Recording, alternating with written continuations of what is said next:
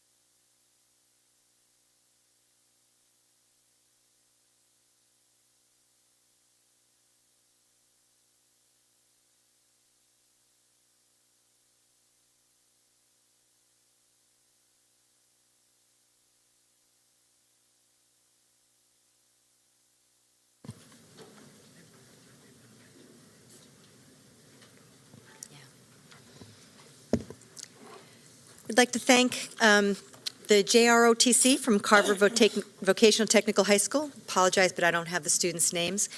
And also the awesome student performers from the Reginald F. Lewis Band under the direction of Mr. Jahi Robinson. Thanks, Mr. Robinson.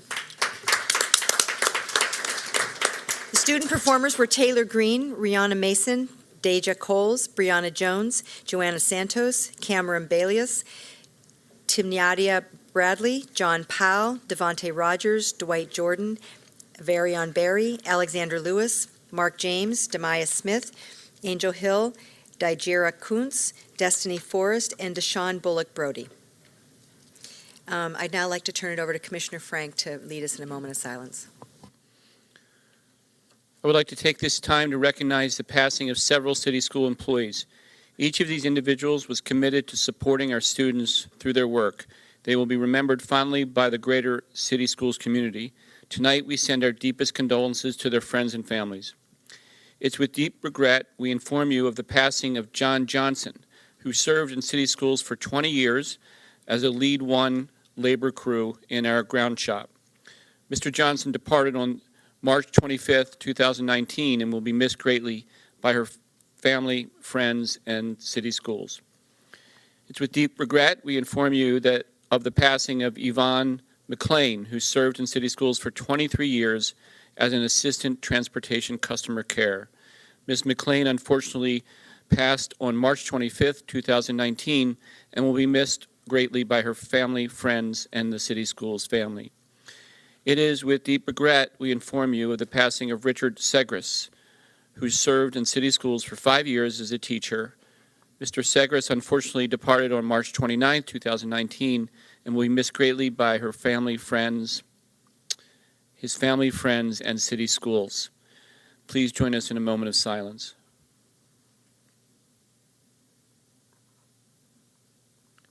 Thank you. I'd also like to acknowledge one of our board members, Vernon Reed, could not be with us tonight because of the sudden passing of his wife, Rosalind Plummer Reed. So please extend your thoughts to Mr. Reed and his family. I'd like to have a motion to approve both the prior open session minutes and the closed session summaries. Moved by Commissioner Berkeley, second. Second by Commissioner Bondima. All in favor? Commissioners McFadden, Hassan, Bondima, are you going to vote for the minutes? Bondima, I know they're controversial. Chinia, Kashani, Frank, and Berkeley. Motion passes 7-0.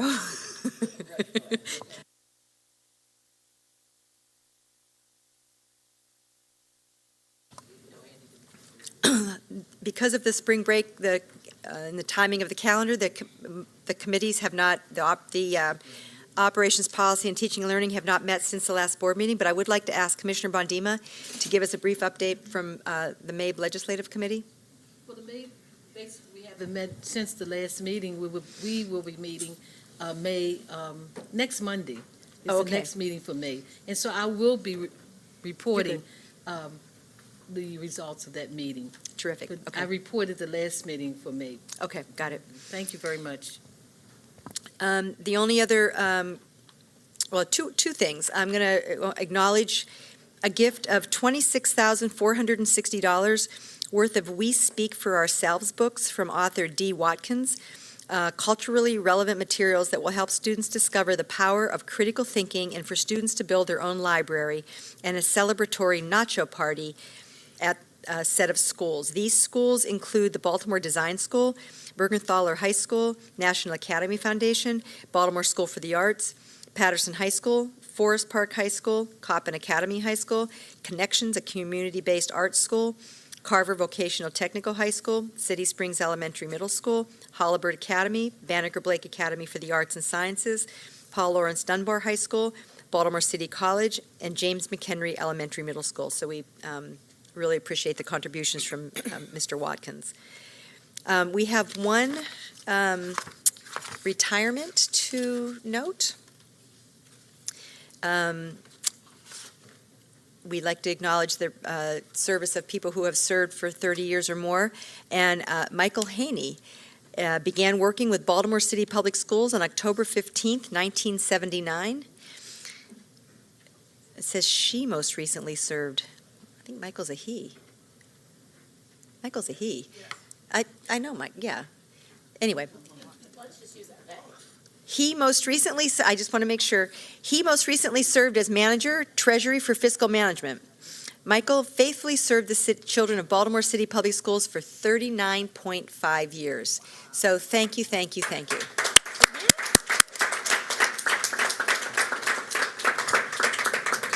Is he here? Is Mr. Haney here? He is here? Yes. That's a real bummer. Oh, that's too Well, thank you. And please let him know that's a lot of years to serve city schools.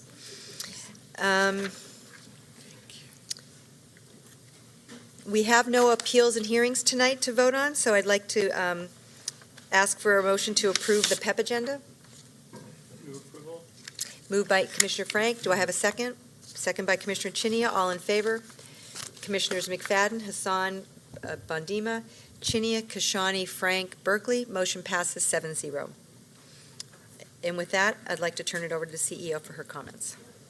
Thank you, Commissioner Kashani. Chief Grant Skinner, am I correct that, okay, great. So we do have, if you could come forward for the PEP agenda, sir.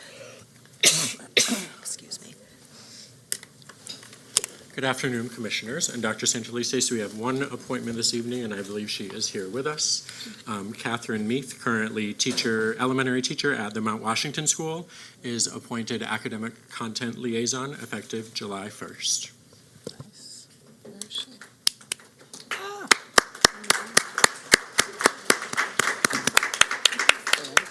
You can stand. She's like, I really don't want to.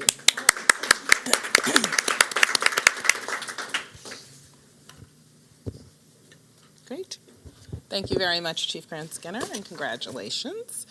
Good evening, everyone. I will say I do feel rested. Let's hope at the end of this board meeting I continue to channel the rest from last week. But in the spirit of just having completed spring break, hopefully other folks had a chance to breathe as well.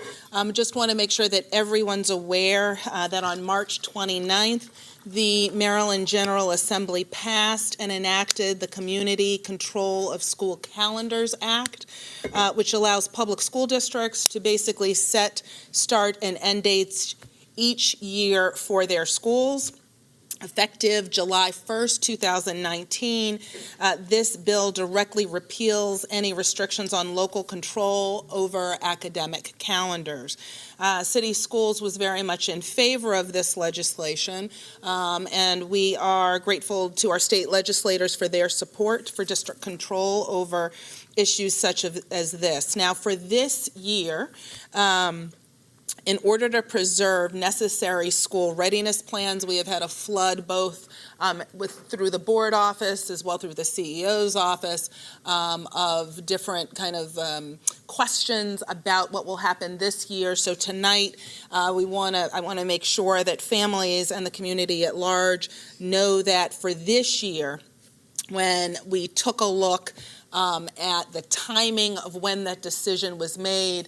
A number of families have already made plans. We know that staff, it's actually too compressed a time period. And so really to avoid any disruption in academic preparation for this school year, city schools will continue to maintain our post-Labor Day start for this coming school year. So for school year 2019-20, we should all plan to begin on Tuesday, the first day of school. I'll begin before that. The first day of school will be Tuesday, September 3rd, the day after Labor Day. In addition, staff is recommending updating the academic calendar for next year to update the inclement weather recovery plan. And as everyone knows, depending on the weather, in kind of plain talk, depending on the weather and how many days we have, we may need to adjust the end of the year calendar end based on how many inclement weather days we have to take during the course of the school year. So in subsequent years, beginning in school year 2021, we are going to be, in planning for those subsequent years, I should say, we are going to be asking for additional feedback, particularly from city schools, families, and staff, before we make any decision about moving back to a late August start date. So we want to flag for families and for the general public, but particularly for staff and city schools families, that we will be asking feedback. There are a number of a number of other school districts throughout the state who are doing similarly. The thinking really is that this would be a good time to just evaluate where we believe that we are and get a sense from the community of whether a return to the late August start date makes the most sense. And the same will be said in terms of how we solicit feedback from staff.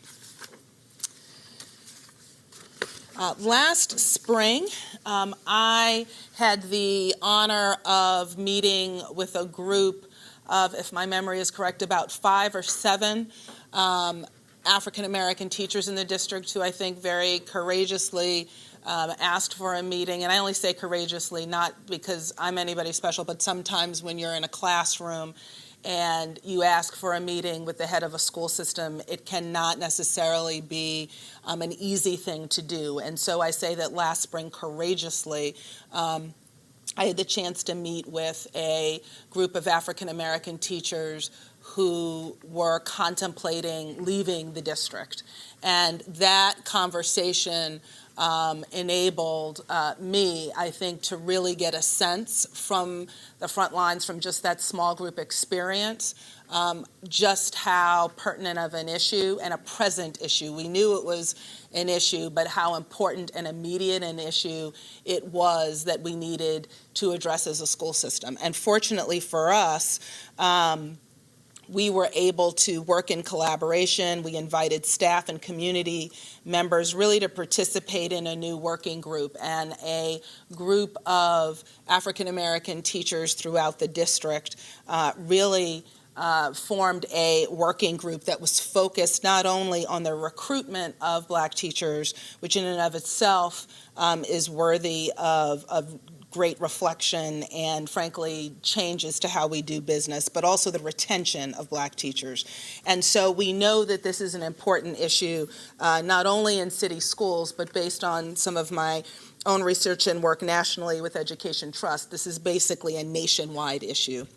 And so this group, and I'm excited for them to issue their public report. They're preparing to issue that with their findings and recommendations. And so I'd like to invite them to share a preview of their work so far. And so joining Chief Grant Skinner to provide an update, I'd like to invite Christina Duncan Evans, Charlamar Douglas, and Lisa Smith Sherrod. Did I say Sherrod or is it Sherrod? All right, sorry about that. Okay. To come forth and to share your findings, your work, your progress thus far. This is, in my mind, this is not kind of a temporary work group. This is an ongoing group, and this is their first report. And I will just signal out that, and I don't think she will mind if I say this. If she does, I'm sure she will shoot me a dirty look. But that it was Christina Duncan Evans who actually was the one who first asked for the meeting and said to me, I think you really need to hear from a group of Black teachers who are thinking about leaving the district, because I don't think it has to be this way. So I want to thank her again for her leadership on that. And I will turn it over to you all. Thank you, Madam CEO. Thank you, members of the board. We are really excited to share with you an update of our work since we launched in last July. So the Black Teacher Recruitment and Retention Working Group consists of a number of people with different experiences in the classroom, outside the classroom, in the leadership space, in the advocacy space. And our goal was really to take a multifaceted look at this issue, to really dig deep on what is propelling the attrition of Black teachers in the district. These names represent the core team members who have organized the monthly activities of the Black Teacher Recruitment and Retention Working Group. Early on, we realized that this was a big conversation, and so while we have a series of public meetings, we have a smaller group that steers the work, inputs the feedback, really analyzes and strategizes around what we're hearing from the public. And tonight you're also going to hear from 3 other core team members in addition to myself, Tracy, Lisa, and Jeremy. The next slide features an image of us working. This was one of our longer meetings. We had a couple of meetings that spanned 4 to 6 hours, because when we got into this work, we found that it was really, really complicated, and we needed to meet more than on a monthly basis to really get our heads around it and do something that would make all of us feel proud. So just for some background, our history as a group really goes back to the board testimony provided in February 2018 by Teachers Democracy Project, Edwin Green, Dr. Kalila Harris, and the Baltimore Movement of Rank and File Educators during the Black Lives Matter Week of Action in Schools. Rebecca Yenowin and Edwin Green both made public comments to the board on behalf of these groups and individuals, and these comments came in the midst of a good deal of organizing conversation and activism both inside schools and outside schools. Following this, Chief Grant Skinner reached out to discuss the Human Capital Office's interest in working together with us and others to explore ways to increase the number of Black teachers in city schools. And I'd like to pause here and really thank Chief Grant Skinner, because the commitment that he's shown in terms of the time, the resources, and the dedication that he has put into this project has really been unwavering and full-throated. And it has been a partnership with city schools that I have had just such a positive feeling about. After a few planning meetings, Dr. Santelises announced that a 12-month working group would commence at the June 2018 board meeting, and she invited anyone who was interested to join us. So as soon as we began, we wanted to really set clear goals and objectives, and so we created a statement of purpose that grounds us in the context and in some core understandings. We know both anecdotally and from education research that Black teachers matter immensely for Black students, but they also matter for all students. Social and academic achievement of Black students increases when they have models of leadership, when they have role models with whom they can identify. In city schools, we had a very precipitous decline, and a persistent gap remains, even though some significant ground has been made up between the percentage of teachers of colors who are Black and the percentage of students who are Black. So one of the contributing factors, a major underlying factor, is systemic racism. We cannot ignore that we live and work within institutions that maintain, uphold, and transfer institutionalized racism across generations. And so our responsibility to take a critical look at our institutions and our roles in them is one that I very much welcome, and I'm glad to see City Schools is really committed to that. So every phase of a teacher's career, including pathways into teaching, certification, career pathways, requirements, mentoring experiences, working conditions, are all affected by the wider context of systemic racism, which makes this a tricky thing to focus on. But at the same time, that context can't be ignored. And then finally, I'll state our goals specifically and read them from the slide. The Black Teacher Recruitment and Retention Working Group's goals are to hear and share Black teachers' perspectives and experiences in Baltimore City, investigate causes for the gap, and create recommendations for district leaders to recruit and retain quality Black teachers so that city schools will have a teaching population that reflects the students we serve.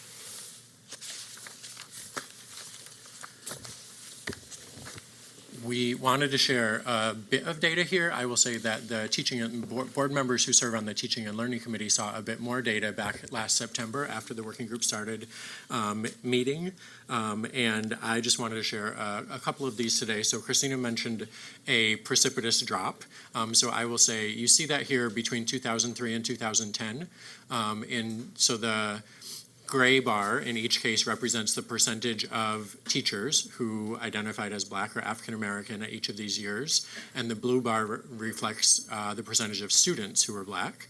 So in 2003, a bit more than 60% of our teachers were Black, compared to almost 90% of our students. So you saw a difference there of about 26%. We really came together in part because of the change that you see from then to 2010, where that gap almost doubled. We have, as Christina said, made up some ground, and we came together because we want to make sure that that gap closes even more. By the way, if I could just interject on that, one of that data that the group surfaced for me was one of the largest surprises when I left the district as CEO, and looking at, to use you all's terms, the precipitous decline that occurred just within the 3 years that I left the district and returned, to me was one of the biggest surprises, given the fact that having come from systems that had even smaller percentages of Black teachers, I had, and I will just say this forthrightly because it was a mistake on my part, I had assumed that we would have been increasing rather than decreasing, or at least maintaining. And so I think the fact that we are monitoring this data more closely than we had been in the past is something that we need to continue regardless of who's sitting in any of these seats. It needs to become an ongoing data point that we're monitoring. But I just wanted to say, for me, that was one of the bigger surprises in the fact that I never would have thought in 3 years it would have declined that precipitously that it did. Sorry to interrupt. Go ahead. Thank you. Just a quick picture of Black male teachers. This shows that 10% of our teachers currently are Black men, and that compares to about 2% nationally, and actually I'm not sure there's another district in the country that has 10%. And at the same time, that is very different from our student population, where 40% of our students are Black boys and young men. And then just a few other bullets to give a snapshot about our demographics. The first bullet calls out that about 85% of our paraeducators are Black. The next bullet names that despite that drop, we have made some progress. So we actually have a higher percentage of Black teachers today than any time in the last 10 years. Looking back during that time when there was a drop, we can see that recruitment was a part of the problem. So for 9 straight years, fewer than 40% of new teachers hired into the district were Black. So from 2006 to 2014, every year, the percentage of new teachers who were Black was under 40%. In 2 of the last 3 years, that number was 50%, and that's the only 2 times it's been 50% since 2004. The second to last bullet, just to put into context about retention in general. So actually, for many years now, and for most years, going back even to 2003, we actually retain more of our Black teachers than our other teachers. That, for us as a working group, did not mean that we don't need to explore why Black teachers are leaving. And part of our work was to figure out what are the unique things that may cause Black teachers to leave as we have this focus. The final bullet is just calling out that this is something that we need to further explore at the school level. So there are about 30 schools where there is a greater than 34% gap between Black teachers and Black students. On the other end, we have only 16 schools where the teaching population actually has more Black representation than the student population.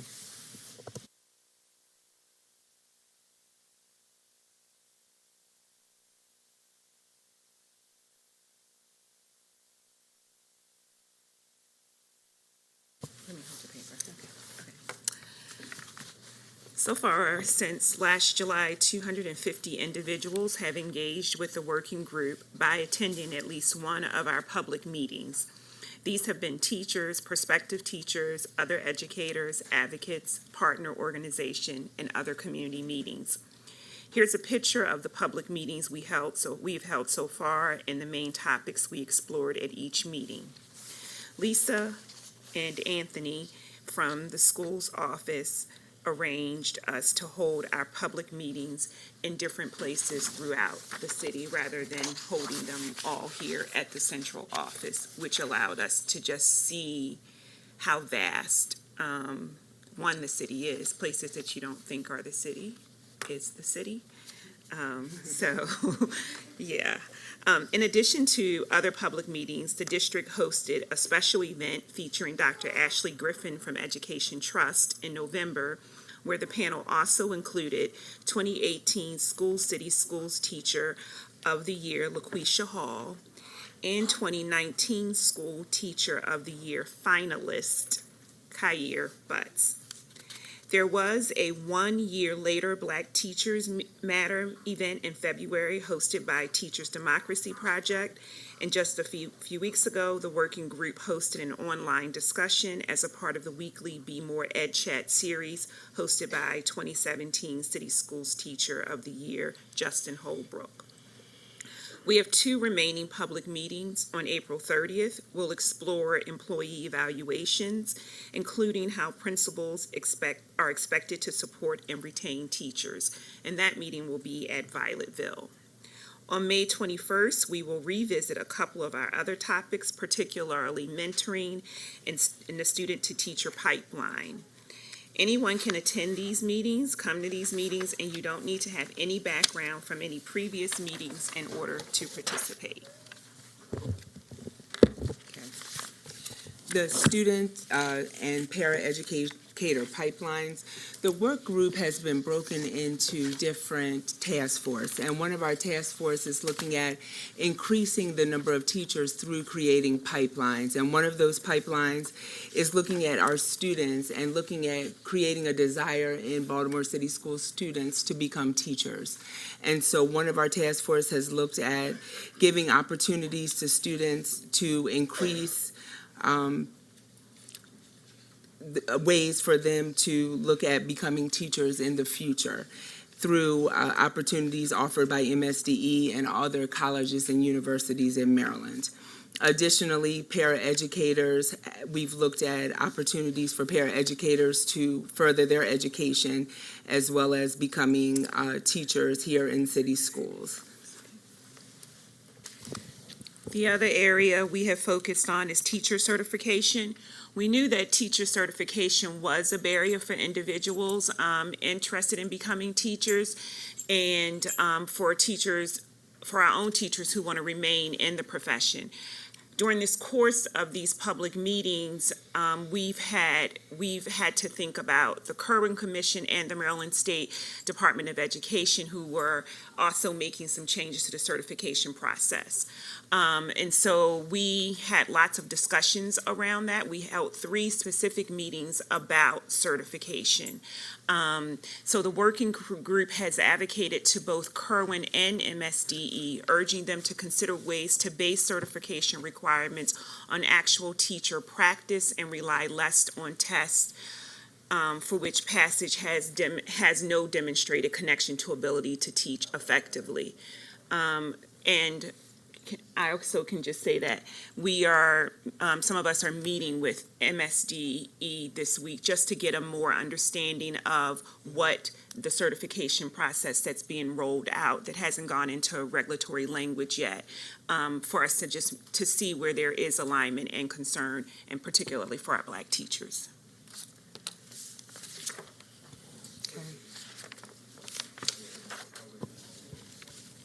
Okay. The Teacher and Mentoring Task Force has been working throughout the school year to develop a plan to increase the mentoring and support for new teachers here in the district. And so we've been working with the Human Capital Office just to create a more robust opportunity for new teachers.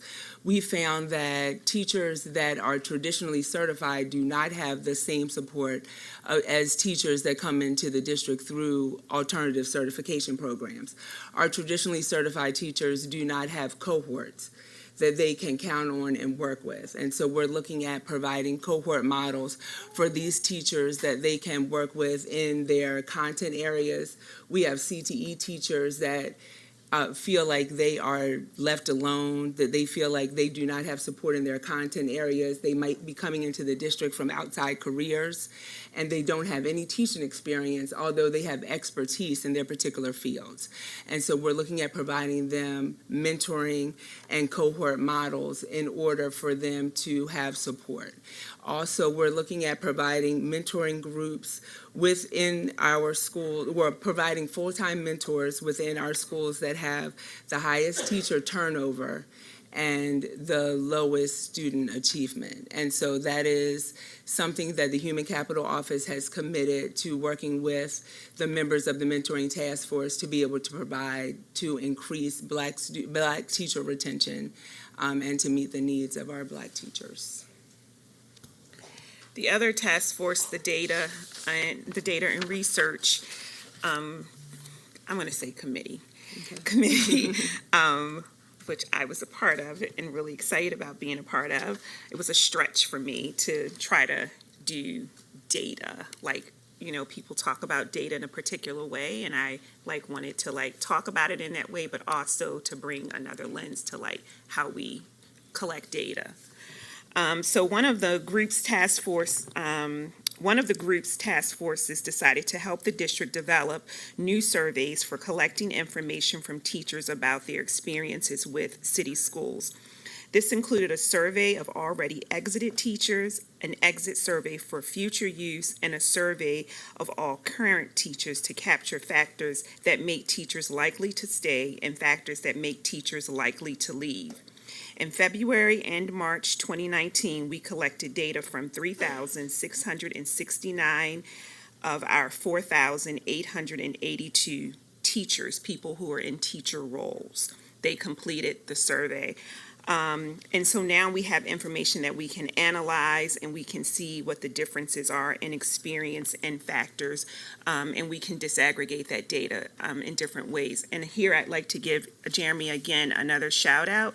Jeremy was on that task force, and we were able to, with his support, have this survey attached to the Declaration of Intent.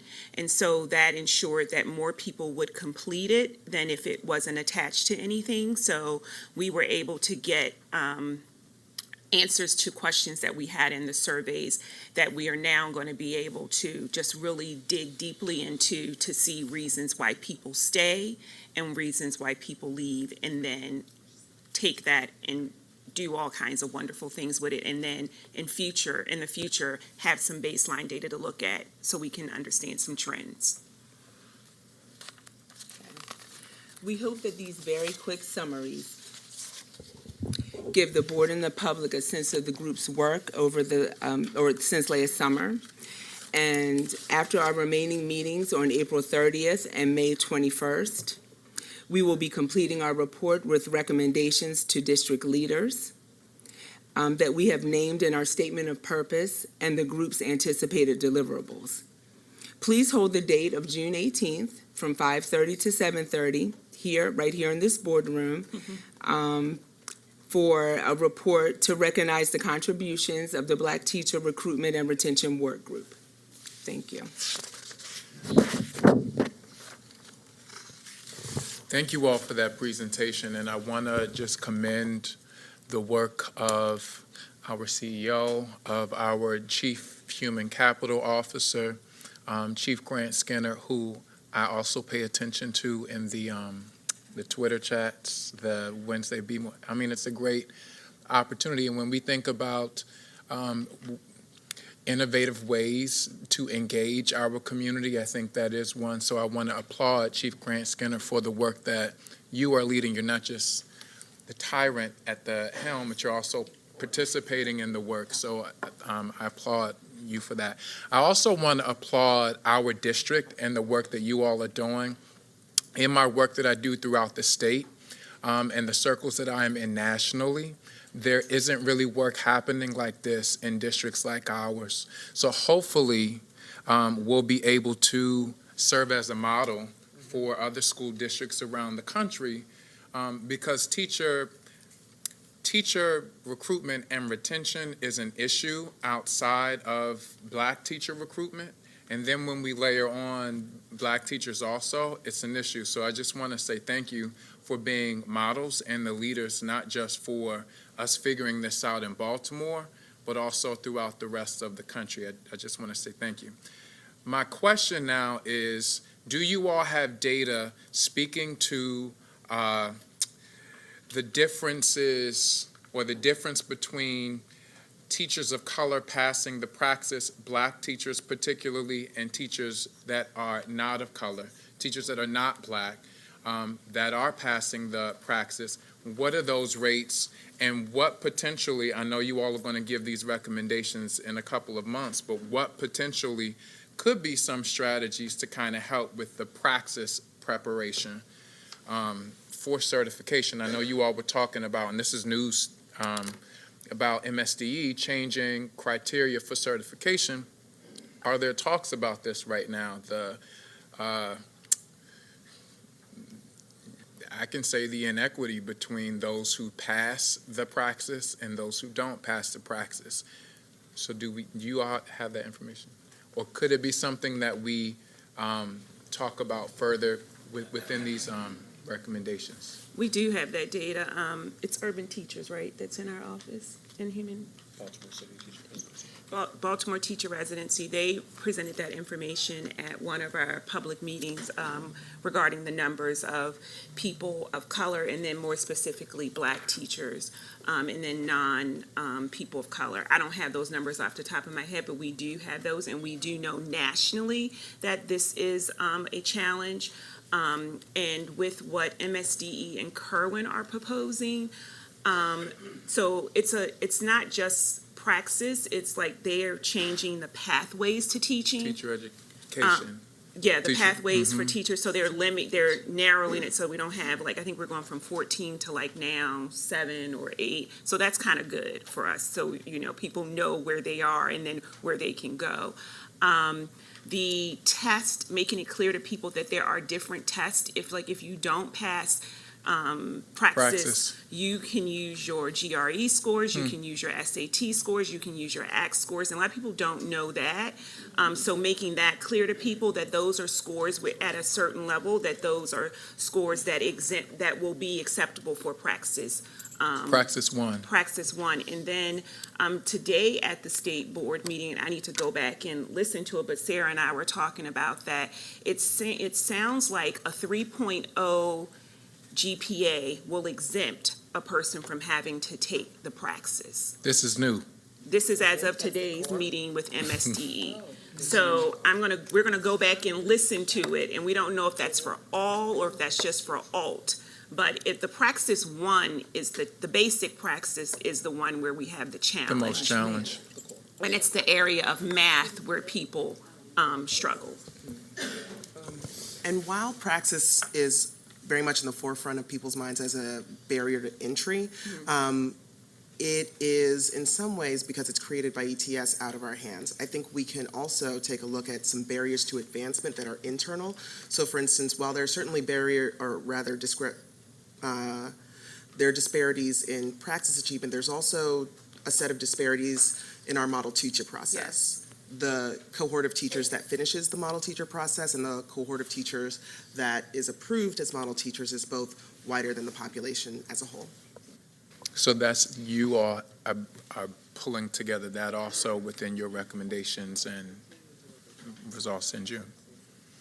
We've got Commissioner Chinia as a direct follow-up to this, and then I think I've got Commissioner Bondima after that. Yeah, just because you're sort of on the track talking about certification and the testing, and I just want to be certain. I know that you mentioned the state board.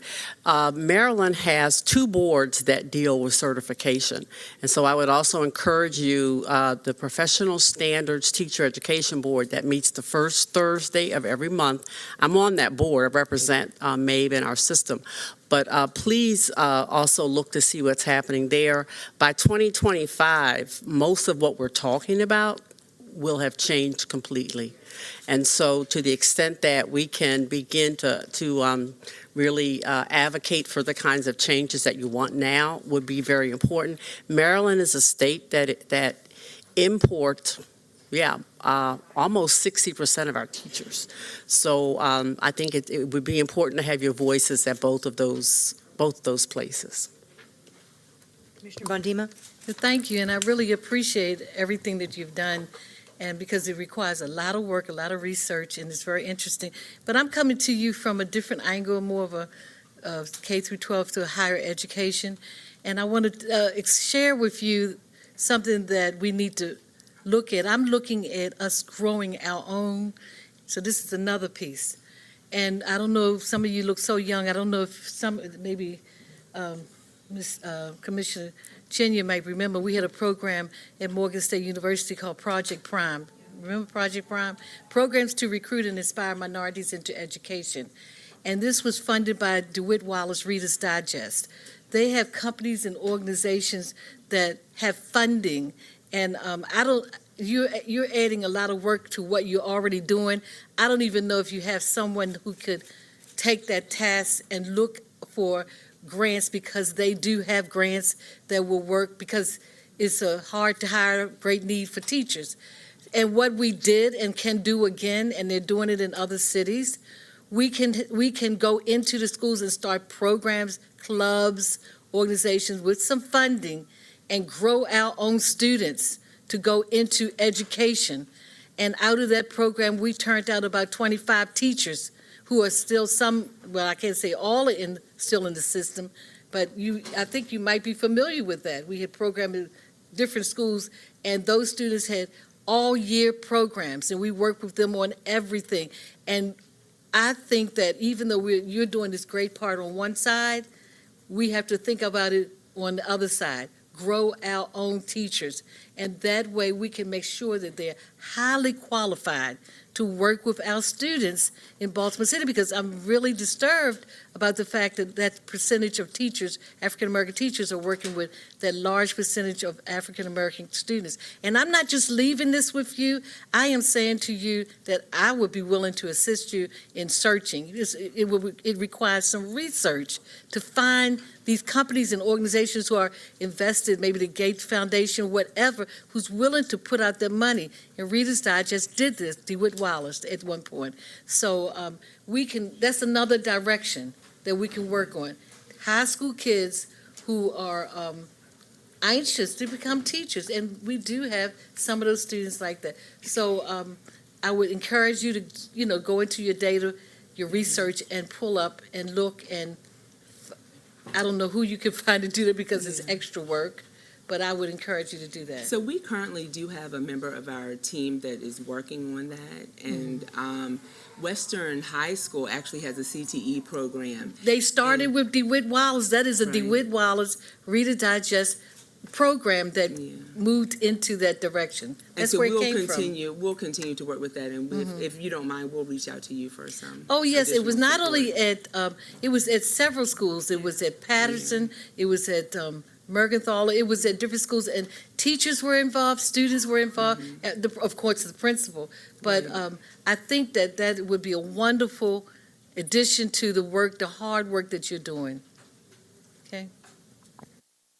Could you repeat your name, please? My name, Dr. Bondima, Michelle Harris Bondima. And Chief Grant Skinner will know how to find her. Thank you very much, and I appreciate all the hard work that you're doing. Thanks a lot. Thank you all. Thank you very much. Thank you very much. And it was again, June 8, you said June 18th, Christina? And the location is here for that? I'll make a note of that for the end of the. And again, just emphasizing also the power of teachers actually proactively addressing challenges that we have. And I also look forward to hearing the recommendations, as I think was pointed out, for not just externally what needs to be done, but also internal to our own policies and practices. So, very good. Thank you. Moving on, I just want to also flag that we will that later this evening, Chief of Schools John Davis and Interim Chief of Operations Dr. Lynette Washington will give us an update of where we are in our review of school safety, both in terms of where we are with not only with equipment and readiness at that level, but also with regard to school protocols. As you all can imagine, prioritizing security measures for an entire school district while maximizing limited resources is a huge but necessary undertaking. I really want to thank publicly Chief Davis and Dr. Washington and their collective staffs for their leadership and extraordinary efforts in really moving this essential project forward. We know that the board had prioritized this level of update, and I just want to thank staff for getting us started. We know this is not the end, but it is really a jump-off point for us to really more closely monitor where we are as a district in terms of our safety measures. Additionally, this evening, we will receive a first reader, I believe, from our new Director of Equity, Dr. Tracy Durant, who led what I would say was really an exemplary and very thoughtful and reflective community leadership effort around the formulation of Baltimore City Public Schools first equity policy. And then finally, I would like to say a few words about the priorities that drove our thinking on the proposed FY20 budget, because I do think it's important that not only the board understands, because clearly they will be voting tonight, but that also our public understands. As I have said before, a budget, while this may not be all that we know our young people need or deserve, a budget is still a representation of our decisions about prioritizing and funding essential goals, even within these parameters of limited resources. One major area of focus remains the blueprint, and this budget reflects the importance of continuing the progress we've already started achieving by expanding our support for the priorities we've identified. The proposed FY20 budget funds our second cohort of intensive learning sites, adding 21 wholeness sites, including social emotional learning and restorative practices, as well as 20 literacy sites. This investment will bring our total intensive learning sites to 96 schools in just 2 years. Additionally, we will support our staff with continued professional development for literacy coaches, as well as social and emotional learning in our wholeness sites and de-escalation strategies district-wide. As part of our focus on equity and quality academic offerings, this budget funds the expansion of advanced placement courses to all high schools. If you look 3 years ago, we really had decimated advanced placement opportunities that were highly charted and aligned to zip code across the city. So you'll see an expansion of that with the goal of, in 3 years, every high school within Baltimore City offering advanced placement courses. You'll see an expanded access to Algebra 1 in 8th grade, which we've made some gains in and will continue to invest in. New curriculum in computer science and a significant increase in fine arts certified teachers. And we have increased the opportunities for meaningful professional development tied to the curriculum and supporting early literacy. We've also implemented our STEM plan, including partnership in the Be More STEM network, supported by standards-aligned professional learning.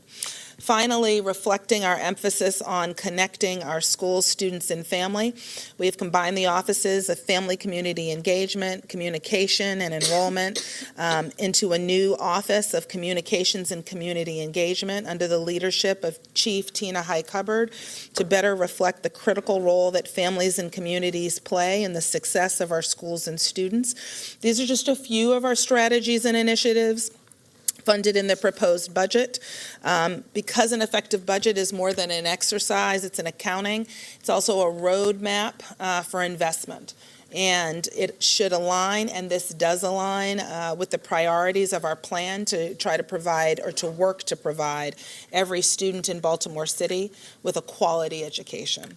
And that concludes my remarks for this evening, Madam Chair. Thank you, Dr. Santelises. With that, I'd like to do a preliminary review of the consent agenda. We won't vote at this time. If there's any items to be pulled, we will then state why so the staff can prepare. And after the public comment, we'll see if there's any additional items to pull. First item, the fiscal year 20 budget, we of course will pull for a full presentation on that. Next item, 8.02, policy ICA, second reader on the school year number of days and holidays.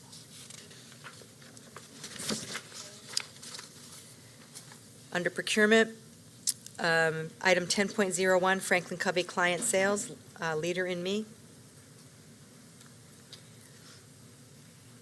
Excuse me. Item 11.01, Cintas Corporation.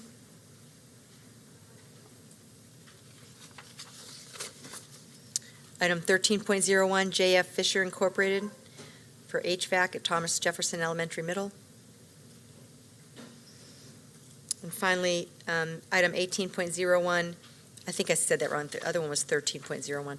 18.01, Pi D LLC for the printing, collating, packaging, and delivery of the back-to-school packets. Okay, so everything will go by consent. We will vote in two sections because Joshua will vote on the policy ICA. Okay. Okay, with that, we will go back. Start with three of our specially recognized groups. Our first guests and friends are from the BTU. I believe tonight we have Neil Ross. No, we'll wait till the general public comment if that's okay, Regina. I thought you were getting up to speak. No. Oh, you were just shifting in your seat. You absolutely didn't have to apologize. You did nothing wrong. I saw you move and I thought you wanted to soap in. All right. You're good. BTU, I'm Neil Ross, and I believe, is Lakeisha Purnell with you? Wonderful. Oh, and a future Baltimore City student. Starting pre-K registration today, right? That's Early registration. Oh, that's right. That wasn't in my announcements. That's right. What a cutie pie.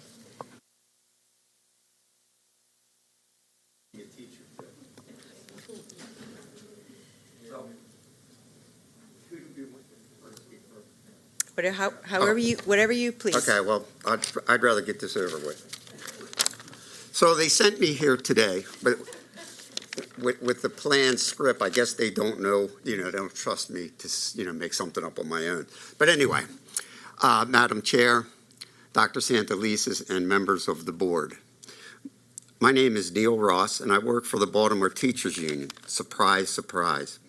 So they sent me here today to talk about our School Safety Task Force. And it's quite a large and diverse group.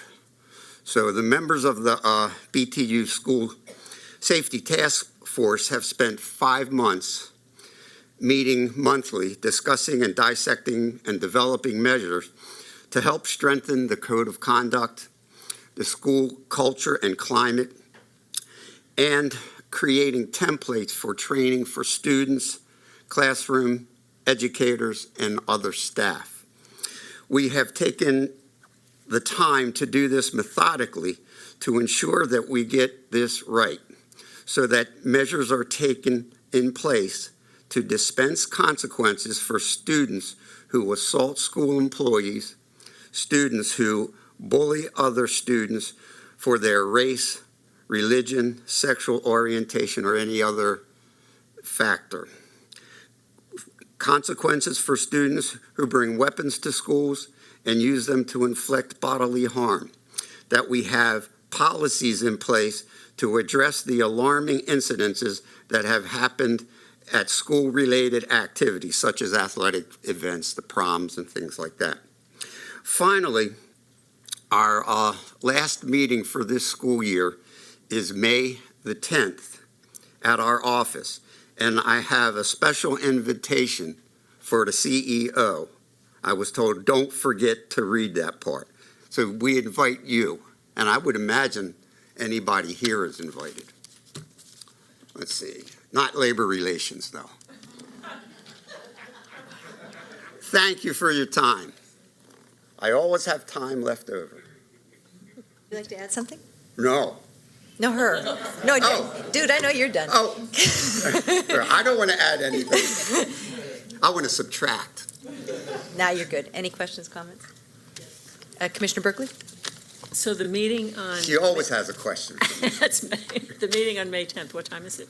Usually starts at 9. It'll be 9 o'clock. Okay, thank you. It'll be quite a large group. And that, what they're doing is finalizing everything. And they've been meeting as groups, and I guess they're going to put it all together. So they sent me here to talk about that, but I'm not on the task force.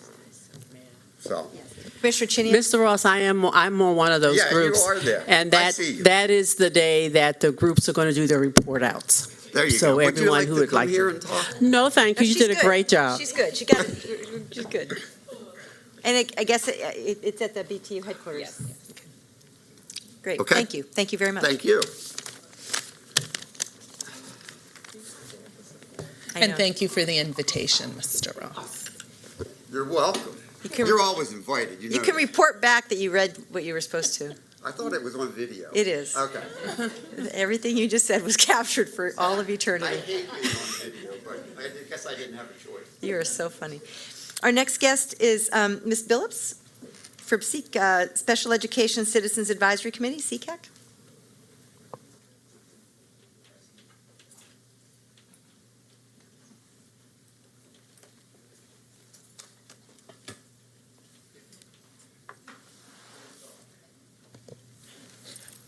Greetings to all. Well-deserved spring break, but we back to work. I had an opportunity to visit a group of young people from Baltimore that I never heard of before today. It's called the Baltimore Metro Council, and their responsibility is resources, coordinators for children with special needs who are graduating between 18 and 21.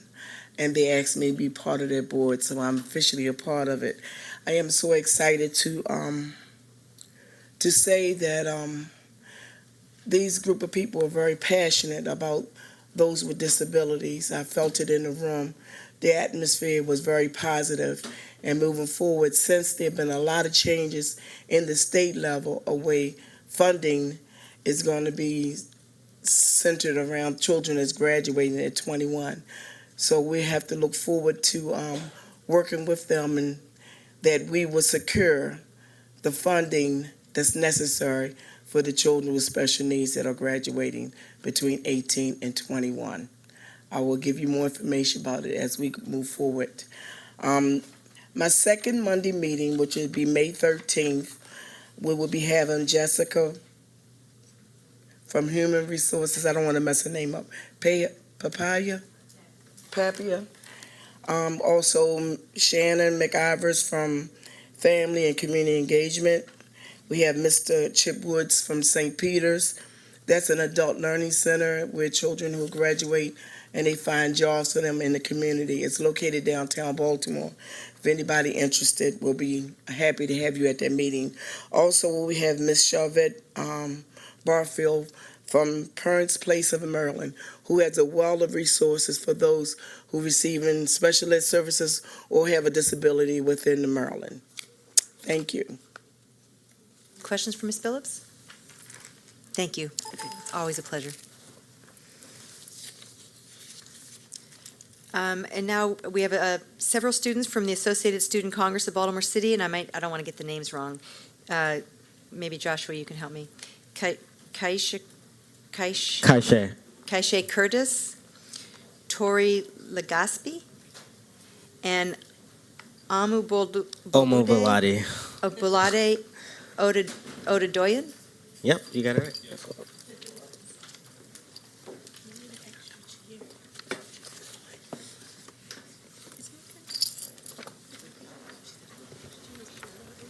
Thanks. Nice to see you again.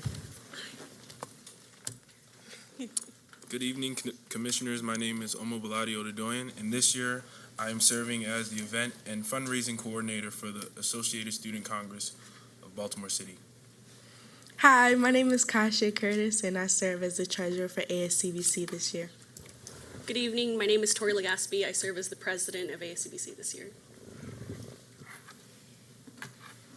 Tonight, we would like to speak about the future of ASCBC. Firstly, in the coming future, we will be conducting a General Assembly at ACE on May the 23rd to elect the new executive board for ASCBC. So as I'm sure you all know, the Associated Student Congress of Baltimore City is the student government organization for all Baltimore City public high schools that provides students with the exposure to political events on a student, local, and state level. This exposure helps to cultivate student leadership within schools and communities, college readiness, and general leadership skills. At the General Assemblies we host, ASCBC offers student leadership training and a space for students to discuss current issues in our schools and the larger community. At the Maryland state level, our students collaborate with state student leaders and represent Baltimore City as the innovative city that it is. Additionally, ASCBC engages in advocacy on behalf of the district. For example, ASCBC traveled down to Annapolis to testify in favor for increased funding per Kerwin commissions and to rally for our schools at the March for Our Schools event. As our membership has increased every year for the past 3 years, we expect to follow the trends in the coming year. To continue offering our services, and even on a larger scale next year, to students of Baltimore City, we ask that the board keep in mind that as our increasing funding needs, we also are increasing the student involvement. Say that last part. I lost that last part. As you're increasing something. Oh, we ask that the board keep in mind that as our student involvement increases, that also our funds here, funding needs. We still can't. So- You know what it is? You're trailing off at the ask for the money. So what I want you to do is I want you to say that part really strong and forcefully. Yeah, we're ready for it. We're ready. Go for it. As our student involvement this year increases, we also ask that the board keeps in mind that our funding should do the same. So we're not going to we won't make decisions in this setting, but I will tell you that the budget's tight for everybody, so that's not a newsflash. But we will take a look at this. We will work with you, and we hear you. And it's been terrific to see I don't want to say reinvigoration. I haven't been long enough to know the ups and downs of it. Some of us have seen it over the course of time because you've been in the system a long time. So it's our desire for this body to continue to grow and be strong. So we hear you. And I'm glad that you said it, and I'm glad you made her say it again. Or that you asked her to say it again. Mm-hmm. Comments, questions? Thank you. Thank you for coming. Thank you.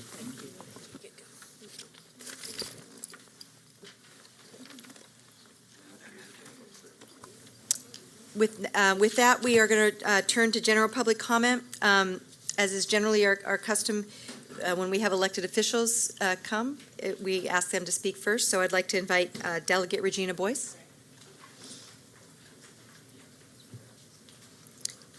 And are you Delegate Rick Metzger? That's close. How do I say My that? colleague. That's not how you say that? Rick Metzger. Oh, I thought I said that. Okay, You did good. welcome. Thank you so much. Good evening, I should say, first of all, and thank you so much for having us and allowing us to speak this evening. And I want to also thank you for the opportunity in the past to provide a letter of support for Monarch Academy. I'm here today just to really ask for your consideration for whether it's pre-litigation conversations with Monarch of Baltimore and the Children's Guild with hopes of reaching a settlement in the matter of Monarch's closure, because I believe we have not only new information, but just different type of commitments that would help bring different conversations to the table. The Monarch Academy, of course, is in the 43rd District, and of course, I've been following as much as I can, just coming out of session closely, what has been happening with Monarch, and do understand the reasons for the decisions. However, I'm not sure I understand those reasons to close the school. The school is an important asset, not only in 43rd District, but for the Coldstream Montebello, Homestead Montebello community.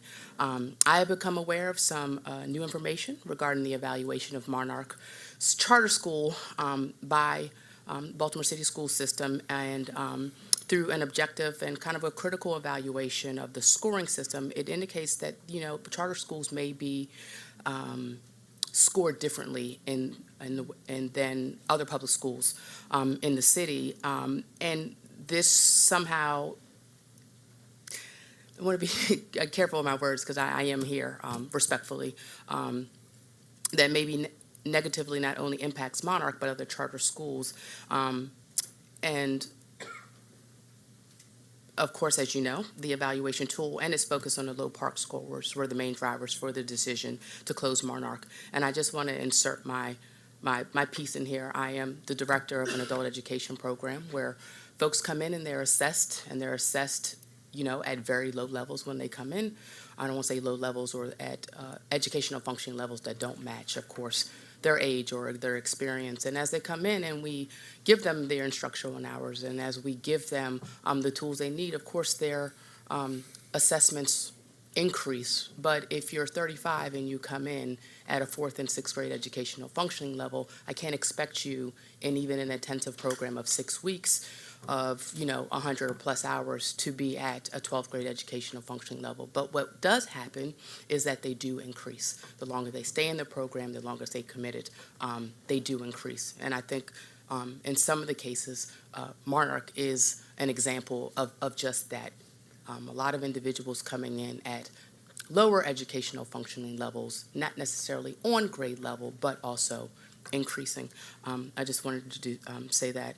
But I also know that I've become aware that Morgan State University is willing to partner with Monarch and the Children's Guild to improve its academic performance by establishing an improved system for evaluating children, especially in urban school settings that have different issues given, of course, community, home life, and location of a residence of a child. I have spoken at length with Monarch representatives and know they have taken this non-renewal extremely seriously, and they truly want to help the students and the families that come to Monarch, of which most of you know they come from all over the city. And based on, of course, these new developments and MSD's willingness to provide extra funds to help Monarch improve academically through state's comprehensive school improvement plan, I am respectfully requesting that the board commissioners authorize their legal team to explore settlement opportunities with Monarch so that no one has to wait on a judicial determination. This would ensure that the Monarch, their families it serves, and the community can remain intact. I humbly ask that you agree to a meeting with Monarch, the Children's Guild, Morgan State University's Department of Urban Educational Leadership, and Coldstream Montebello's Neighborhood Association to create a plan acceptable to both Baltimore City School System and Monarch to renew its charter. And, I want to also just close by saying, a statement was made to me that the school system does not make determinations based on economics. And I 100% understand that. But I would argue that schools have everything to do with economics. Good schools or schools in a good community can change a community. And when we think of families that, for instance, move to Roland Park, or they move to Medfield, or they move to Federal Hill, or Mount Washington, or Hamilton, Laurelville, or Mayfield, they move to those communities because of the schools. And in turn, those communities have occupied homes, walkable amenities, and assured development because people want to live in an area with good schools and amenities. Chum was told that if they can get a good school in the community, because they already had a couple, that they would see development in a community that hadn't seen development in decades. The community boasts two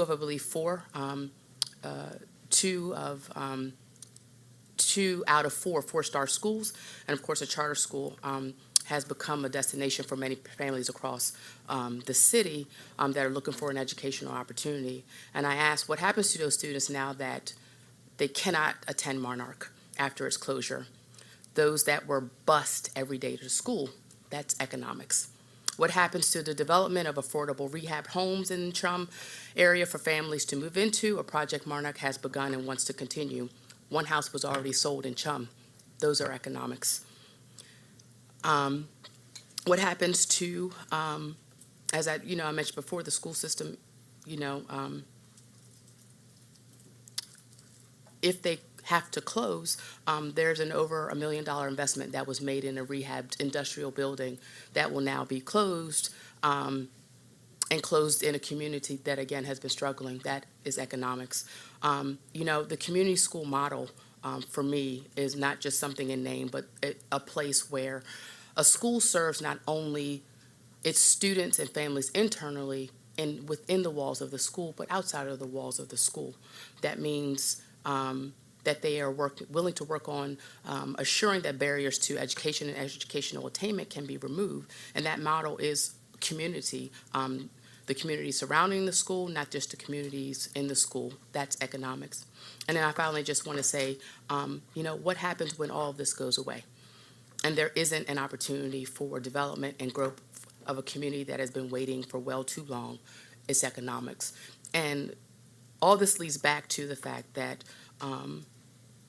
to a school that needs an opportunity and a partnership to serve the children, thereby serving a community in need for economic development. And I believe while there are 4 additional schools in this area, this school is potentially key to change a neighborhood. And so I thank you for your time. I certainly thank you for your consideration of my testimony for Monarch. Thank you. Thank you, Delegate Boyce. Appreciate it. I appreciate that you came. Delegate Metzger. Good evening, ladies and gentlemen, and like you, Madam Superintendent, I feel refreshed. I looked outside this morning.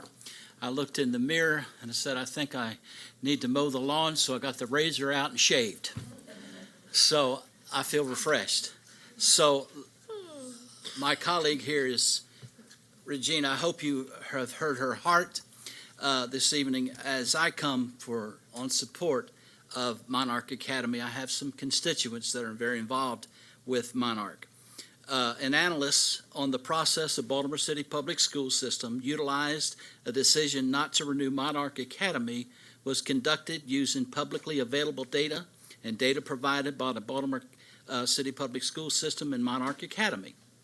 Upon review, it is very clear the tool and the process are fundamentally flawed and neither statistically valid or reliable. This analysis concludes the process is not fair, transparent, or rigorous. The academic evaluation method is not fair because it relies extremely upon heavily just 1 year of the previous 4 years of operation, 2017 and 18. It relies only on one test, the PARCC test for math and English. Language and art administered only once per year and only to a fraction of the school's students.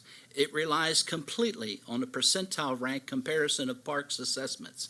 It relies on peer groups based on a narrow range of percentage of economically disadvantaged students and completely dependent on the district's constantly changing definition of what makes a student economically disadvantaged.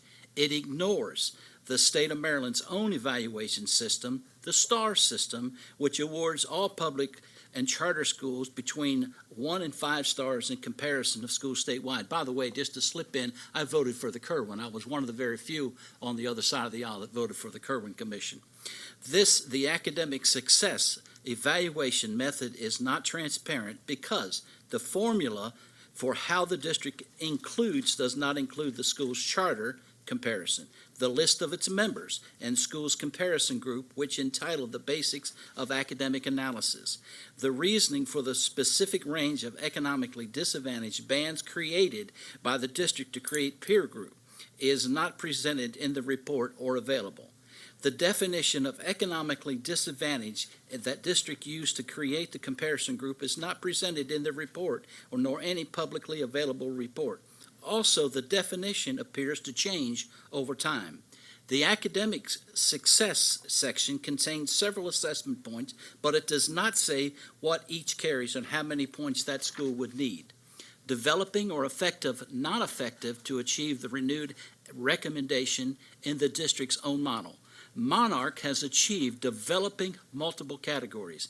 It is not clear whether the selective schools or the schools within the redistrict attendance zones excludes from the analysis. It does not provide the formula for how it creates percentile ranks. It creates and cuts scores for percentile ranks for academic success, but does not identify the cut scores it appears that the school needs to exceed half of its peers to achieve, which is not effective. The charter evaluation method is not rigorous because it does not take into the account of key aspects of the school's contributing to the academic performance. It does not use the key information of the use of its own analysis of a teacher principal effectiveness, the school performance measure. It relies essentially on one test a year and one aspect of that test, the average scale score. It relies only on 2 points of the time with one test gauge to achieve its trends. It creates and it cuts scores based on the percentile ranks. It makes cut scores and appear on half of the school's rank of not effective in every measure. It does not provide the way for school to determine what it needs to meet its annual targets because it's completely dependent on the annual rankings. What a school needs to do is to succeed cannot be mathematically determined at any point in time. Based on the above-mentioned characteristics, Baltimore City's district method for evaluating academic success of charter schools is neither valid. And I will tell you again that Monarch Academy, I've been there several times. And when I see a parent coming up to me and says, "Delegate, please tell them not to close our school. Delegate, my child has been a misbehaved track for too long. He came here, and in just 1 year, he cannot wait to go to school. He cannot wait to wake up and go to school. His homework's done, he's complete, he's dressed, he's neat." Then one morning, I went in on an unannounced visit. And these children, 7, 8, 9 years old, had an assembly, and they took their hands. And they had their hands, and they was to. I learned something. I'm 65 years old and learned something about the vortex of the brain. It controls your emotion. It controls your sight. It controls your actions. It controls your speech. And what those children learn as they're growing up, that all these actions that they learn can be fundamentally helpful in their future. Ladies and gentlemen, I'm a preacher, so I'm going to say this. I plead the blood of Jesus Christ to keep Monarch Academy open. God bless you tonight. Thank you, Delegate Metzger and Delegate Boyce. Appreciate you coming.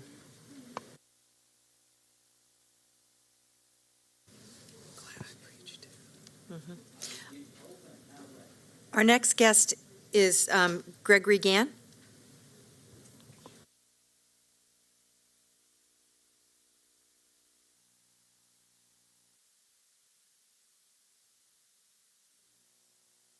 Push it? Okay.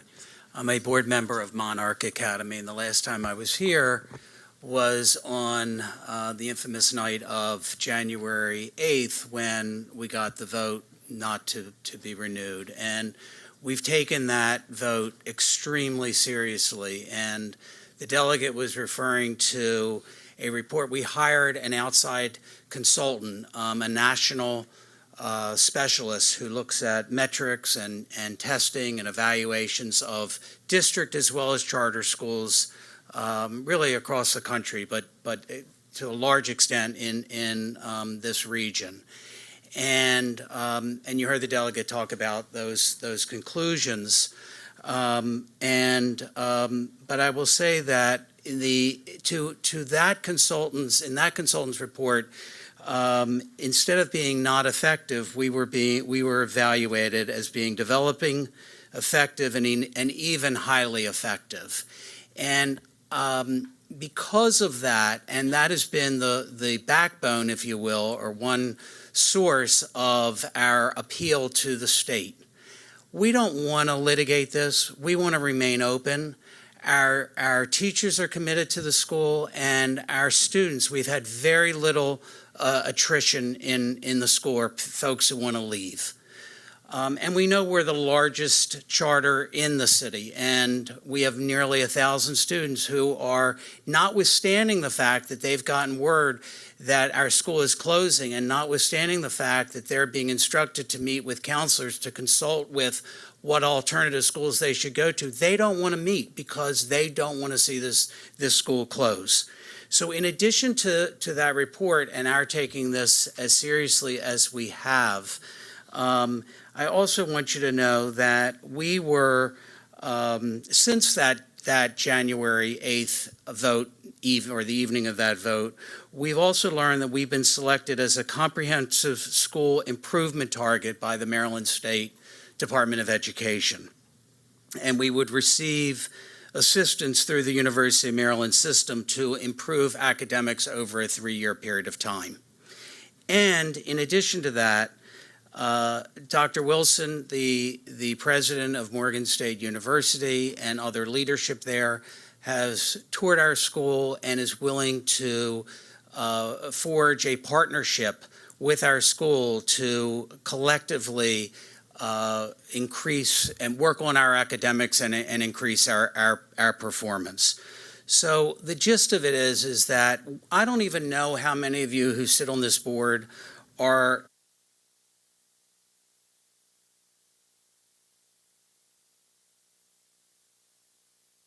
make it best for everyone. But it's a 40-page report, and I have with me plenty of 2-page summary copies. I'd be happy to give them out, okay? And the point is, Thank you, Mr. I just hope you will review this. You need to wrap up. And we would like to settle. Thank you, I lost track. Thank you. Thank you very much. Thank you. Ask a question. What is the status of the appeal for a month? For the, someone, would we not know that? That was the answer. Thank you. Our next guest is Keisha Goodwin.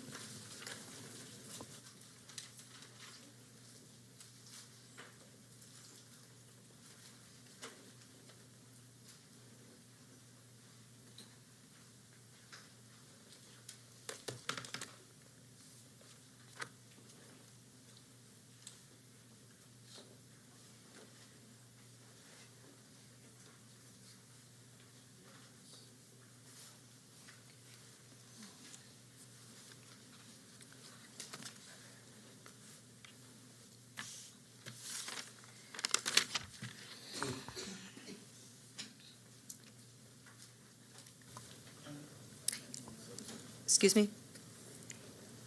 What, is that Keisha's? Yeah. Okay. Keisha, you can start. We're good. Good evening, CEO, Chair, and Commissioners. Today I am here as a parent. I would like to start with thanking the science team for their patience and for being courteous, even when I may have ruffled some feathers. Also, I would like to thank the ID guy. Went in, took a new ID, bam, out of there. I would like to thank the secretaries when I go into the offices, always on point, very courteous as well, and other staff members for continuing to be nice. Today, I am really here to speak about a recent presentation I saw on the graduation requirements. They were specifically talking about Algebra 2. As indicated in the meeting, Algebra 2 is offered in 58% of the school districts, but is not mandated. According to MSDE on page 2, 3 credits are required for math, but 2 are mandated, Algebra 1 and Geometry. The district is aiming to mandate Algebra 2. I am recommending that the 3rd math credit be a choice of the student, such as business finance, economics, trigonometry, etc. Similar, science requires 3 credits, specifically chemistry and physics. The 3rd credit should be the student's interests, such as marine biology, aerospace, forensic science, etc. Baltimore City schools have a 71-ish graduation rate that may drastically increase if you follow the recommendation and also increase the per pupil funding and weights for fair student funding. So a lot of schools do not offer these extra math courses and science courses because they do not have the funding to pay for staffing. Given that the last graduation requirement meeting was canceled, is there an upcoming public meeting to discuss graduation requirements? Also, I would like to point out that assessments for graduation requirements on page 4, it says a student shall take the requisite Maryland High School assessment during its next regular administration if the student received credit for taking by the method identified in Regulation .03 and .04 of this chapter. Any of the following courses align with the Maryland High School assessment: 1, algebra; 2, science; 3, English or government. Just wanted to say that before my time was up. Chief Connolly, do you know the answer to the question? I was just checking with the team, and at this time, we do not have another meeting coming up. But we can loop together and figure that out based on the information you've shared with us tonight. Yes, this was updated February 26, 2018, as stated on the document. Terrific. Any questions for Keisha? Thanks, as always. Pleasure. Our next guest is Kim Trueheart.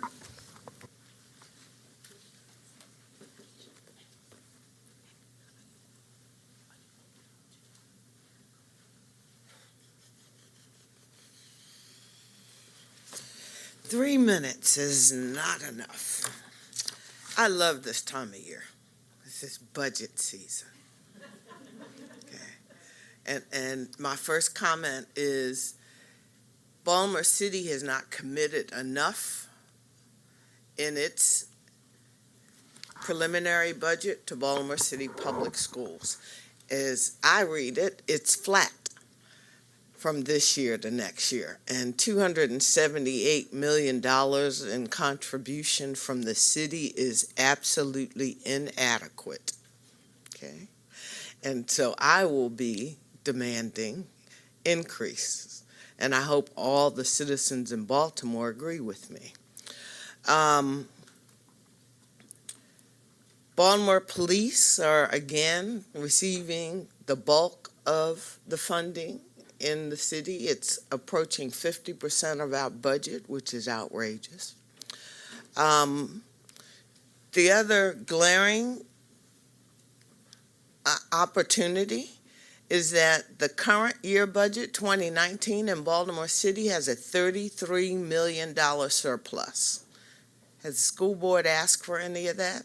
Because what I see out of the $33 million is over $9 million going to the police. That's outrageous. And I hope there are enough people listening and watching tonight that they show how outrageous that aspect of a $33 million surplus is. We need more for our schools. I have demanded of acting Mayor Jack Young that he establish an emergency task force on youth engagement, such that we can develop a strategy to engage our youth in positive opportunities this summer. That task force should be stood up by the 30th of April, Jack Young, such that we can meet during the month of May to work out what the strategies to engage our youth are. Over 15,000 young people applied for summer jobs. The city's proposed budget only funds 9,000 jobs. 15,000 applied, 9,000 funded. That's absolutely ridiculous. Now, what I've heard from the Mayor's Office of Employment development is that approximately 12,000 of the 15,000 have made it through the screening process, which means that we still need funding for an additional 3,000 children. I want that to come out of that $33 million surplus. And I'm saying these facts such that you guys can repeat them, you can tweet them, you can Facebook them. I need y'all to be the advocates that you're supposed to be right now. We need funding for 3,000 more children to have jobs this summer. Thanks, Kim. 2.5 million? Sounds like a nice round number. One last point. Quickly. Security and safety. I really need this process to be inclusive. Yeah.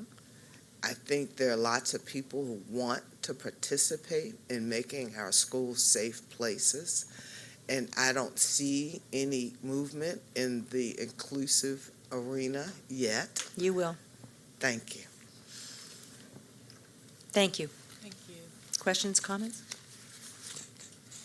Y'all got the numbers, right? 278 million, you said The $278 million is the flat That's the flat. funding. Didn't increase, Did not increase. not by 1 cent. Not 1 cent. No, ma'am.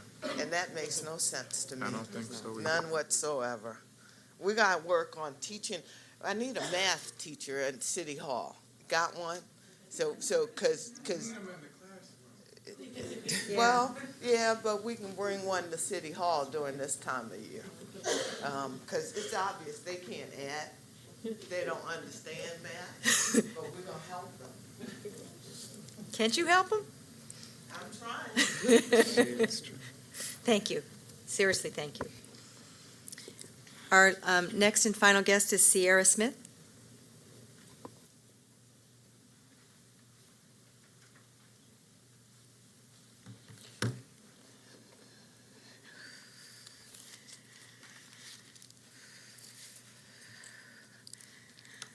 Hello. Ooh, excuse me. I'm nervous.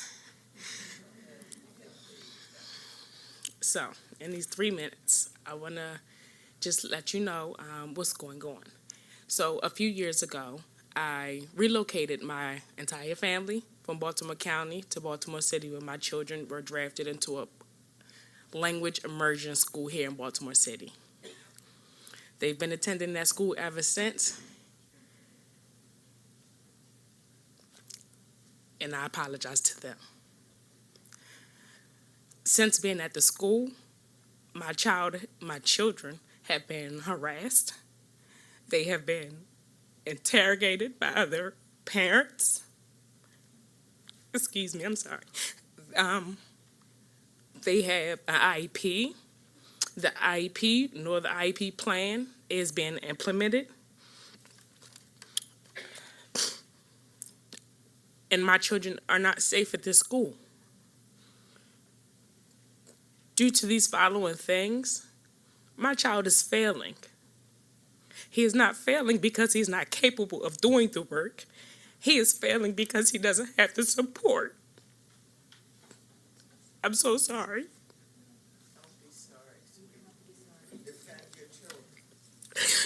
I need assistance. I need help. I need answers. I understand that there's a process for progress, and I've been trying to follow the process. Thank you. I haven't been getting any responses, any answers, any phone calls, any follow-ups. I have exhausted all of my resources, and I need assistance.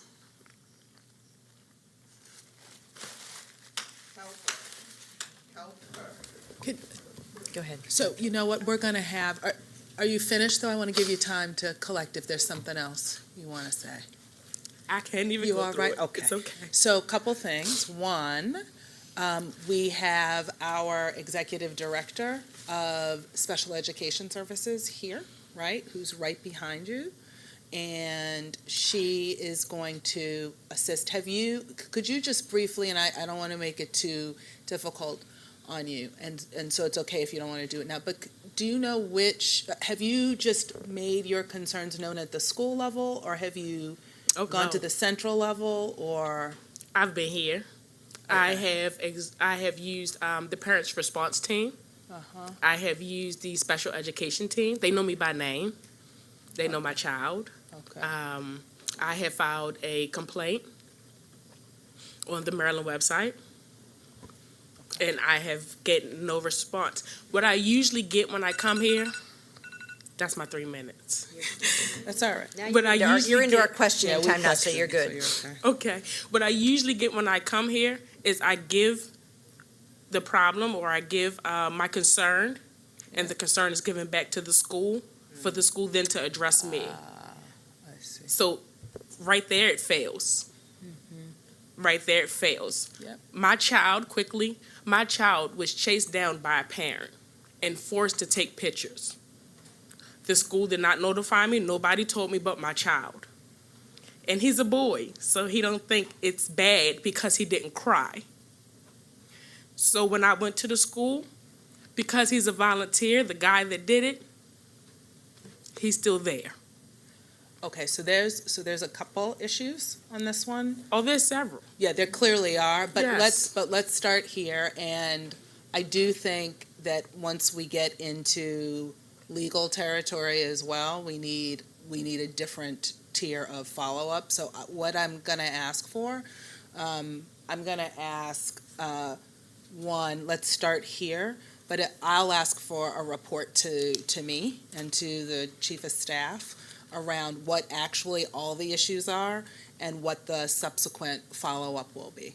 And I just wanted to flag too that I just spoke with our chief of schools, John Davis, who said that one of his staff people, the principal supervisor, has been working with the school on this. Okay, great. So Tracy Carter, so she is going to follow up with you tomorrow to connect with you as well. But so I just want to connect her as well because she's already been working with it too. Okay, so I think what we need to do is, given who's already been looped in, right? So if there's already been contact with special education, I just want to make sure that everybody's on the same page and we're aligning, right, all of the different entry points. And again, particularly, I just draw particular attention to if there are legal implications, we definitely need to make sure we get on that as well. Not that the others aren't important, but I want to make sure we get a whole response.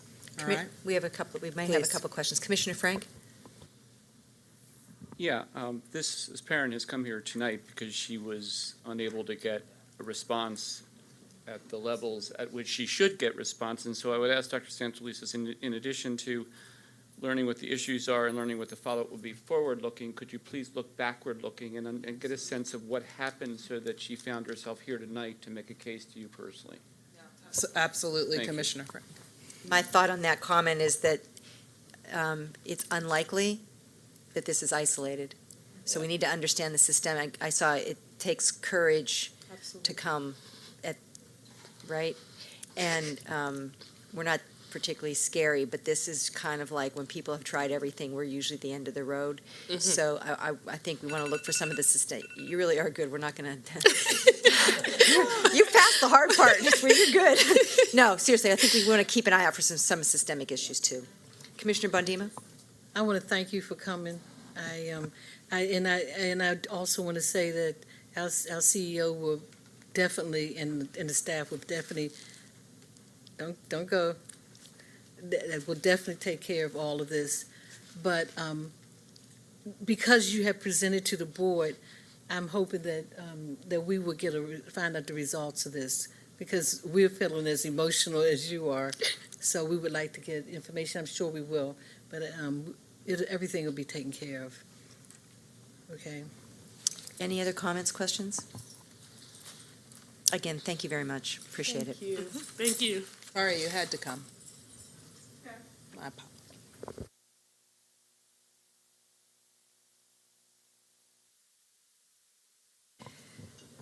That concludes our general public comment. I'd like to ask the board if, based on public comment, are there any items that you'd like to pull from the consent agenda? With that, we'll do the vote on the consent agenda. We'll do it in two parts. First, I'd like a motion to approve item 8.02, Policy ICA school year, number of days and holidays. This is the second reader. Motion? Commissioner Frank, second by Commissioner Hassan. All in favor? Commissioners Lynn, McFadden, Hassan, Bondima, Chinia, Kashani, Frank, Berkeley. Motion passes 8-0 with 2 absent.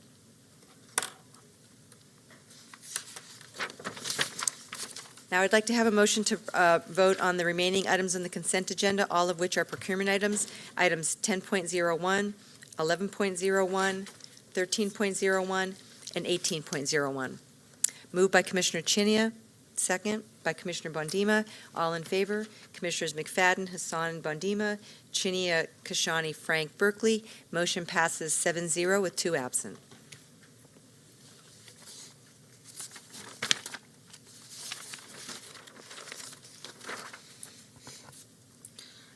With that, we'd like to invite staff to present the fiscal 20 budget.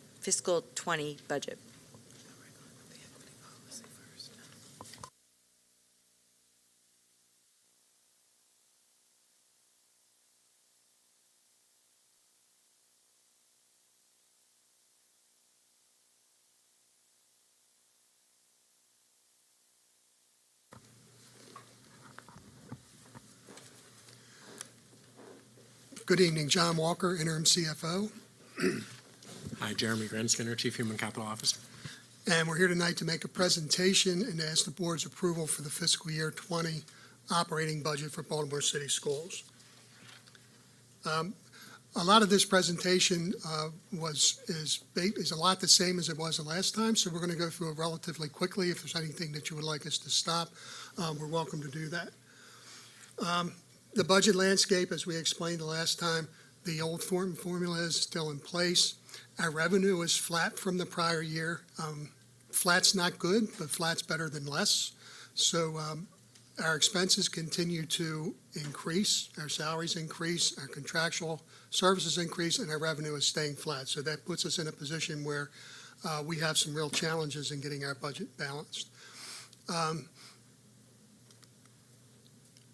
With identifying priorities, there was no need for significant reductions identified in budgets. So budget planning began with a certain priority setting.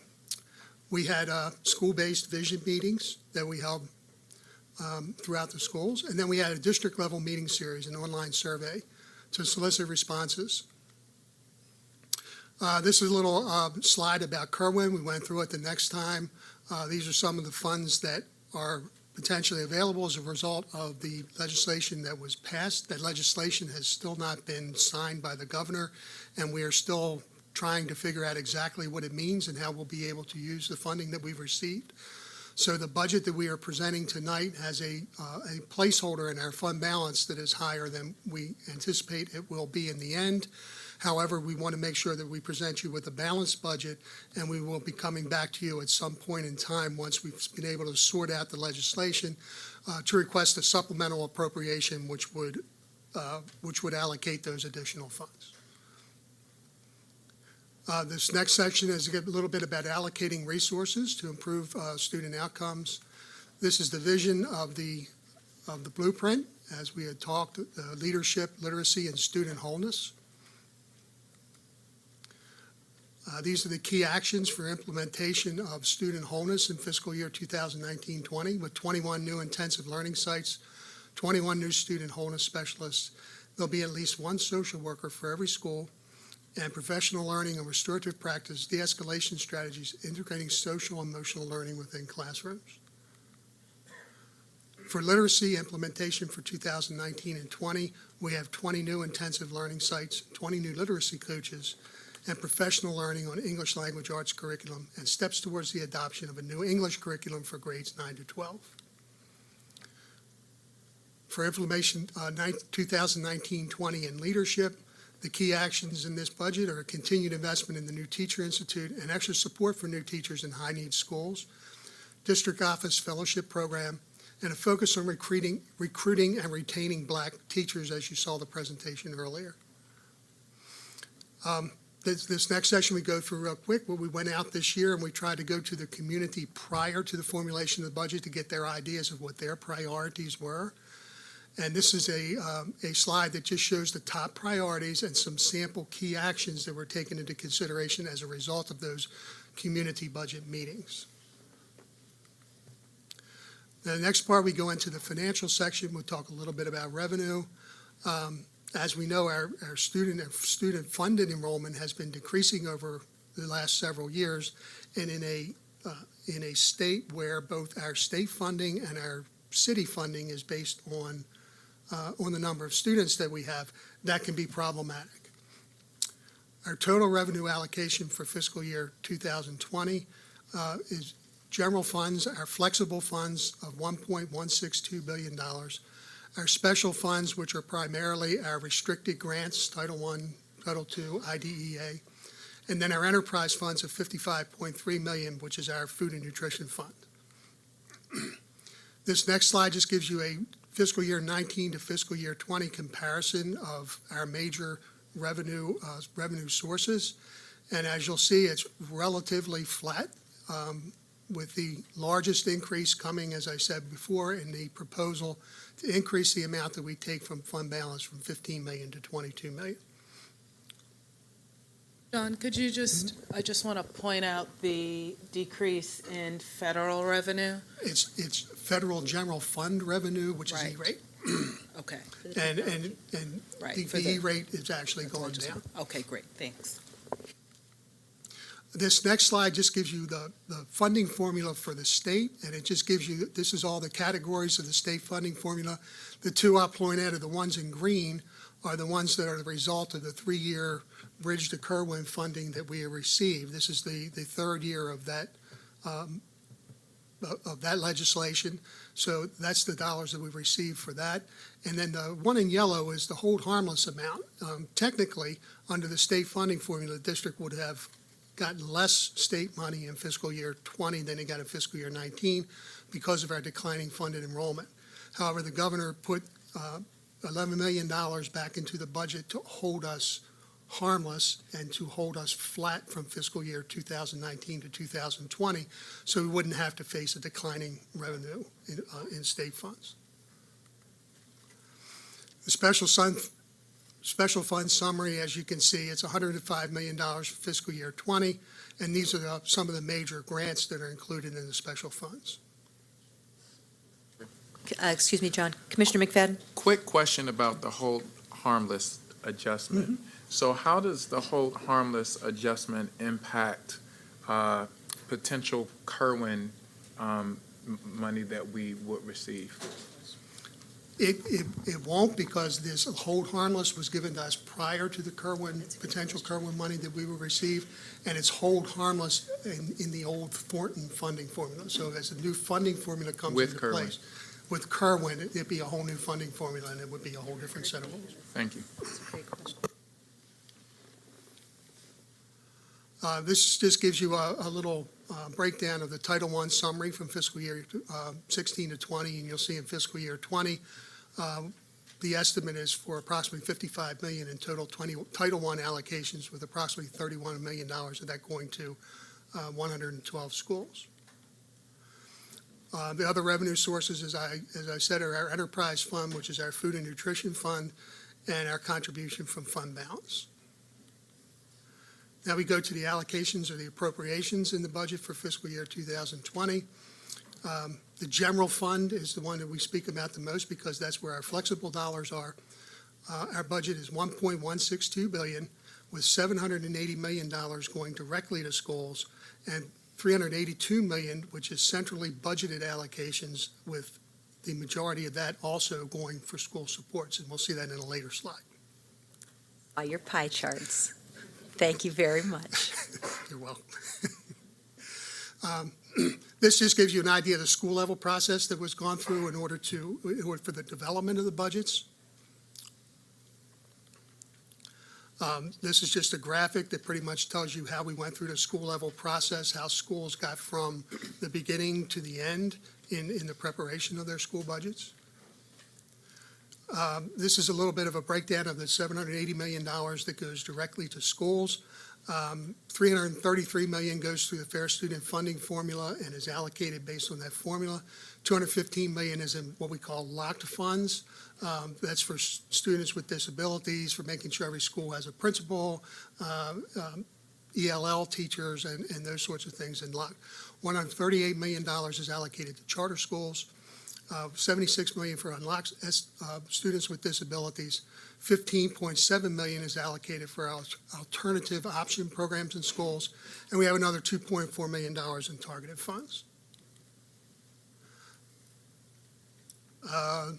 This next slide just gives you a graphic of the change in the base per pupil for the last 4 years, and you'll see that the base per pupil for traditional schools is recommended to go from $55.43 per student to $55.90 per student, and from charter schools from $9,002 per student to $9,108 per student.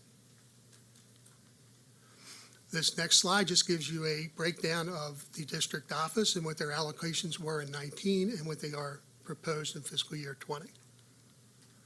This next slide shows you the breakdown of the general funds budget, and as you can see, the little thing at the bottom, approximately 82% of our general fund allocations go either directly to schools or are budgeted centrally on behalf of schools. And you can see on the graphic how that's broken down.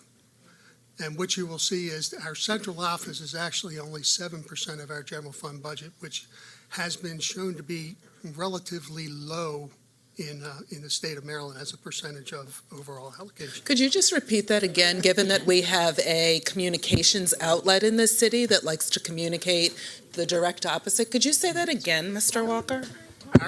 The percentage of our central Not office, Talia's, of course. Yeah.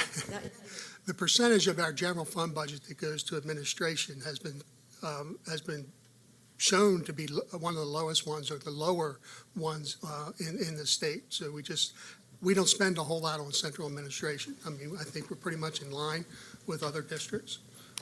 It's Chair also relatively low compared to similar districts around the country as Yes. well. Yes. And in several, considerably lower. In fact, people are astounded we can do half the work we do. Well, just as a general budgeting for organizations of any sort, 7% is a low 7% number. is low. So you're picking up the drift here, everybody? Yeah. And if you see the second green one there where it says school supports budgeted centrally, on this next pie chart, we just kind of broke that down to give you an idea of what that is. And you'll see that large portions are transportation, utilities, certain CAO contracts, and non-public and out-of-county living arrangements is also centrally budgeted for schools.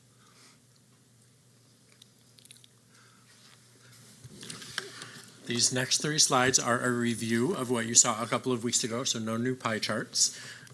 This shows that the organization of the district office looks very similar to for FY20 looks very similar to the way it looks now in FY19, with the exception of the addition of one new division, which is the Communications and Community Engagement Office. And again, that division has been created by combining the communications department and communications engagement, which used to be in the executive office, and the enrollment choice and transfer department that was in the academics office. This shows our change year over year across offices of centrally funded FTEs or personnel. One note here is within the academics office. Again, the increase there actually reflects the 21 new student wholeness specialists and 20 new literacy coaches for our schools. And it doesn't go up by 41 because some other positions were reduced for FY20. The Communications and Community Engagement Office here you see has 34 FTEs, which again came partly from the Chief Executive Office and partly from the academics office. This slide shows among all of those FTEs that are funded centrally, how many of them actually do most of their work here in the district office and how many spend either all of their time or 80% plus of their time in schools or in the field. So if you combine the fully in schools in the field with the 80% plus, nearly 600 of the roughly 1,200 FTEs that are funded in the district office actually spend all or almost all of their time in the field. Lynette Washington, the interim chief operations officer. So for the facilities component, I'm just going to go very briefly through. We have 3 funding sources for facilities. Some is state and local bond funding, and then the other funds are general funds. So for state and local bond funding, we have the 21st Century Program, which supports 26 to 28 new schools.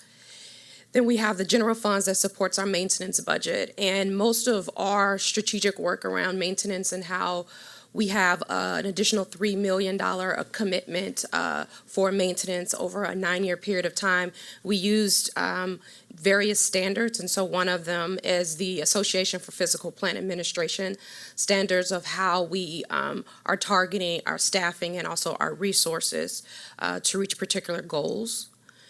And so here for this particular year, we're not building additional staffing in maintenance, but we're targeted towards contractual work. So we're increasing HVAC contractual work, and then also contract maintenance, which are your roof, doors, and other systems. And then the last one is the, again, this is state and local bond funding, which is our capital improvement plan. And that's the program where we support new construction and also systemic projects.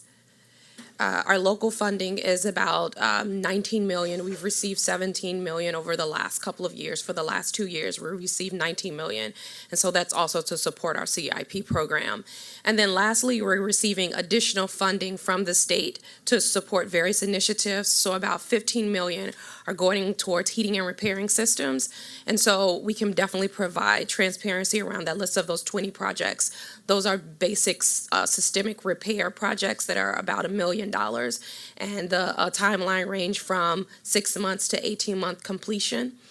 Then we also received additional $30 million in 2019, and we'll receive this again in 2020 for healthy school funds. That $30 million is for all local school systems.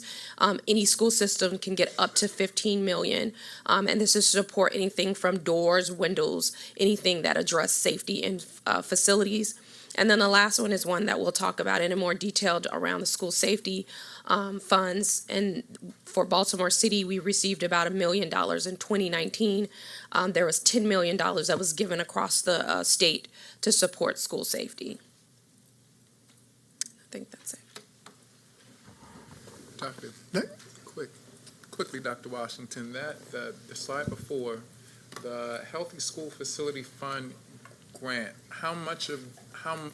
so is it 15 million per year that you can ask for, or is that 15 million per district over the course of the however long the grant is awarded from the state? Right, so the state has provided the $30 million allocation to all school systems for 2019, and then we've seen it in the budget again for 2020, and any school system can get up to $15 million. Okay. And so that's, again, for 2019, so Baltimore City could request up to $15 million for 2019, and then again for the next year, 2020. But overall, throughout the state, there's only $30 million. There's only $30 million throughout the state. I have a few other questions. We'll open it for questions now. We'll start with Commissioner McFadden. The budget amendment that would come after the current, all of that, does that have to go before the city council also, or is it just something that we would vote to adopt that amendment, or those amendments? Supplemental appropriations are voted for here. We send them to the city council for their, just so that they know that we've done it, but there's no vote required at the city council for supplemental appropriations. So it's just something we, great. Also, for the sake of the public, the per pupil spending for, what is it, traditional school students versus the charter school students, would you just explain the difference? Because there's roughly $3,000 to $4,000 per pupil in difference that we see there. Yeah, there's a couple things there. Our traditional school students receive more services from our central office, whereas charter schools, do not. That's one thing. And there's also certain locked funding that is taken care of that takes care of things like principals for schools and so forth that is not part of the allocation for the 5590 that they receive. The 5590 that they receive is their what we like to call their flexible funds. They're the ones that they're able to use to design their programs and design their individual budgets. There's additional funding that happens at the central office for our traditional schools, whereas at the charter schools, they are responsible for doing some of those things on their own. Thank you. I remember that being new last year. I had that question, why is there such a difference? So I just wanted to make sure that that was made aware, again, for the sake of the public, and I appreciate that. Also, with the budget that we are planning to vote on tonight and adopt, we have a new equity officer or director that works in the CEO's office. And with equity being such an important part of the work that we do in this system and in the city and in regards to the blueprint, don't really see that much support within that particular office or branch of the CEO's office. So I just want to I want to be clear about our intentions on how we're going to support that equity work and how we're not really seeing that in what is presented to us tonight. I think it's important for us to have more conversations about this, how we're going to support that work, the work that we are all involved in. I think it's but it's very difficult for a person to really work with an office of one and potentially two people to kind of support the work of equity throughout a district that has more than 70 students in it, 10,000 employees roughly, and families that are impacted by all of what we do. So I think it's important to flag that. I want to flag that. I'm not sure about how much we can do with that tonight. I don't know if the CEO wants to add to that, but I think that's important. For me, when I'm looking at the budget and I'm looking at all of the work that we've done to adopt the policy, all of the work that we've done with curriculum and black teacher recruit, just all of the things that we're doing, how do we support that one person or two people to kind of organize what we're doing as a district, where we plan to move as a district? I think that's important. No, and I think you're absolutely right, Commissioner McFadden. And so what I would say to that is, one, in conversations with Dr. Durant, one of the things that that I committed to, given, and knowing the board support for this, was that in her year one serving in this position, we would work to add, to begin, and I want to say begin, not that would be the end, with an additional 2 FTEs in addition to her own. One of those you will see reflected in the budget for the coming school year. The other we had hoped initially would be funded through private philanthropy. That has currently not come through, so that just means that we, including myself, need to figure out ways to be able to support that additional FTE. And in conversations, again, with Dr. Durant, this was not that, we had a prenup or anything, but one of the things that I think she was very, very clear about, and I'm saying this publicly so she knows that I remember, one of the things she was very clear about in her decision to come on board, and we've received nothing but rave reviews from everybody who has met Dr. Durant and worked with her. I committed to, over the long term, making sure that we built that office to be able to do exactly what I know you are describing and what the board has made very clear as a priority. So we see this as a starting point. And we have also even had some initial inquiries from other philanthropic partners about the ways that they can help support. So that's a long-winded way of saying we're working on that. We have a trajectory. This is just the beginning of the work, and it also goes to some of the discussion we had earlier, and that Chief Walker started with, and that is when things are flat funded. And to be frank, it was a mild win that we could flat fund this year, because at one point we weren't sure that was even going to be possible.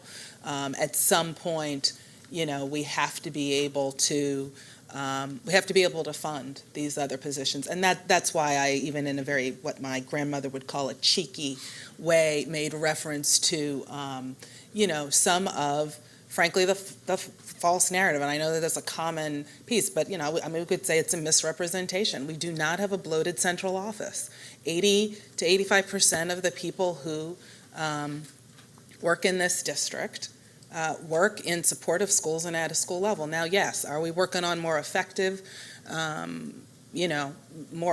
staffing? Are we working on increasing the capacity of our staff? Absolutely. But this idea that we are bloated, we are probably bloated, in relation to what plantation staffing look like. But with regards to a public school system, we are not bloated.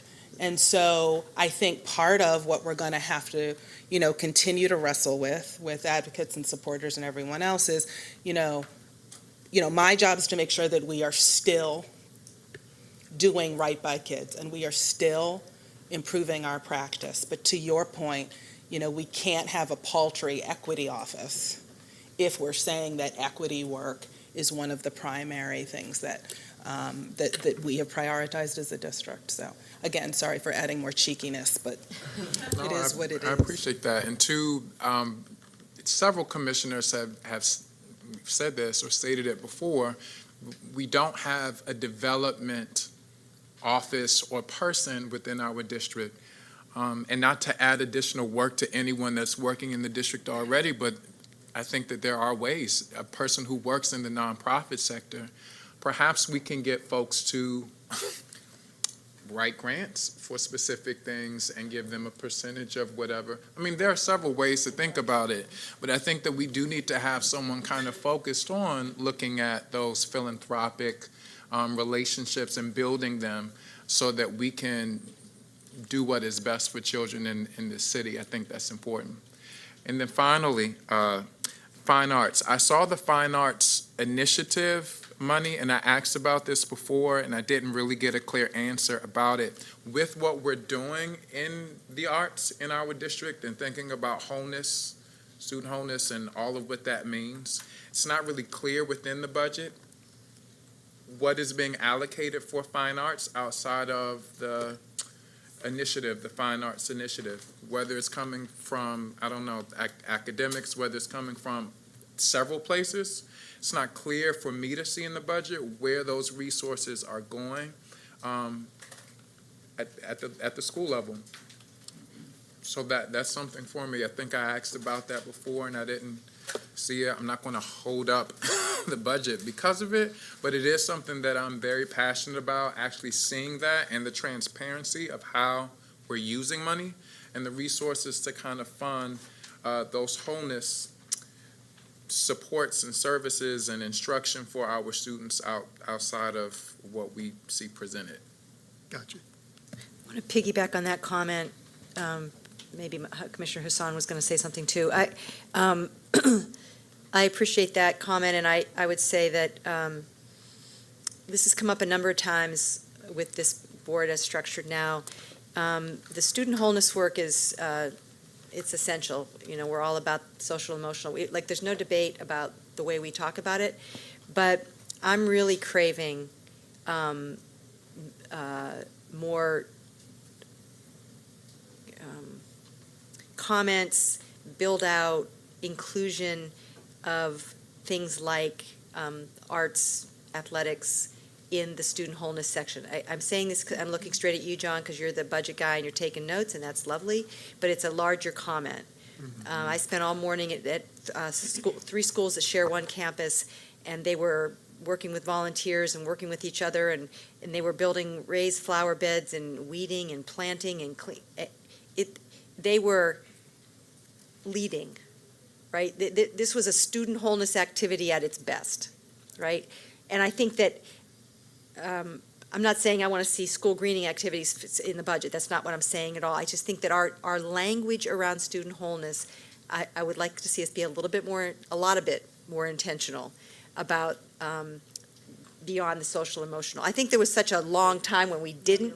There was like almost ignoring the social and emotional needs and hoping that they would just be able to read and write without attending to their social and emotional needs. So I think we had a lot of catching up to do, but, we're on track to do well and to expand those sites. So I just would like to see us, in the language, include that a little bit more.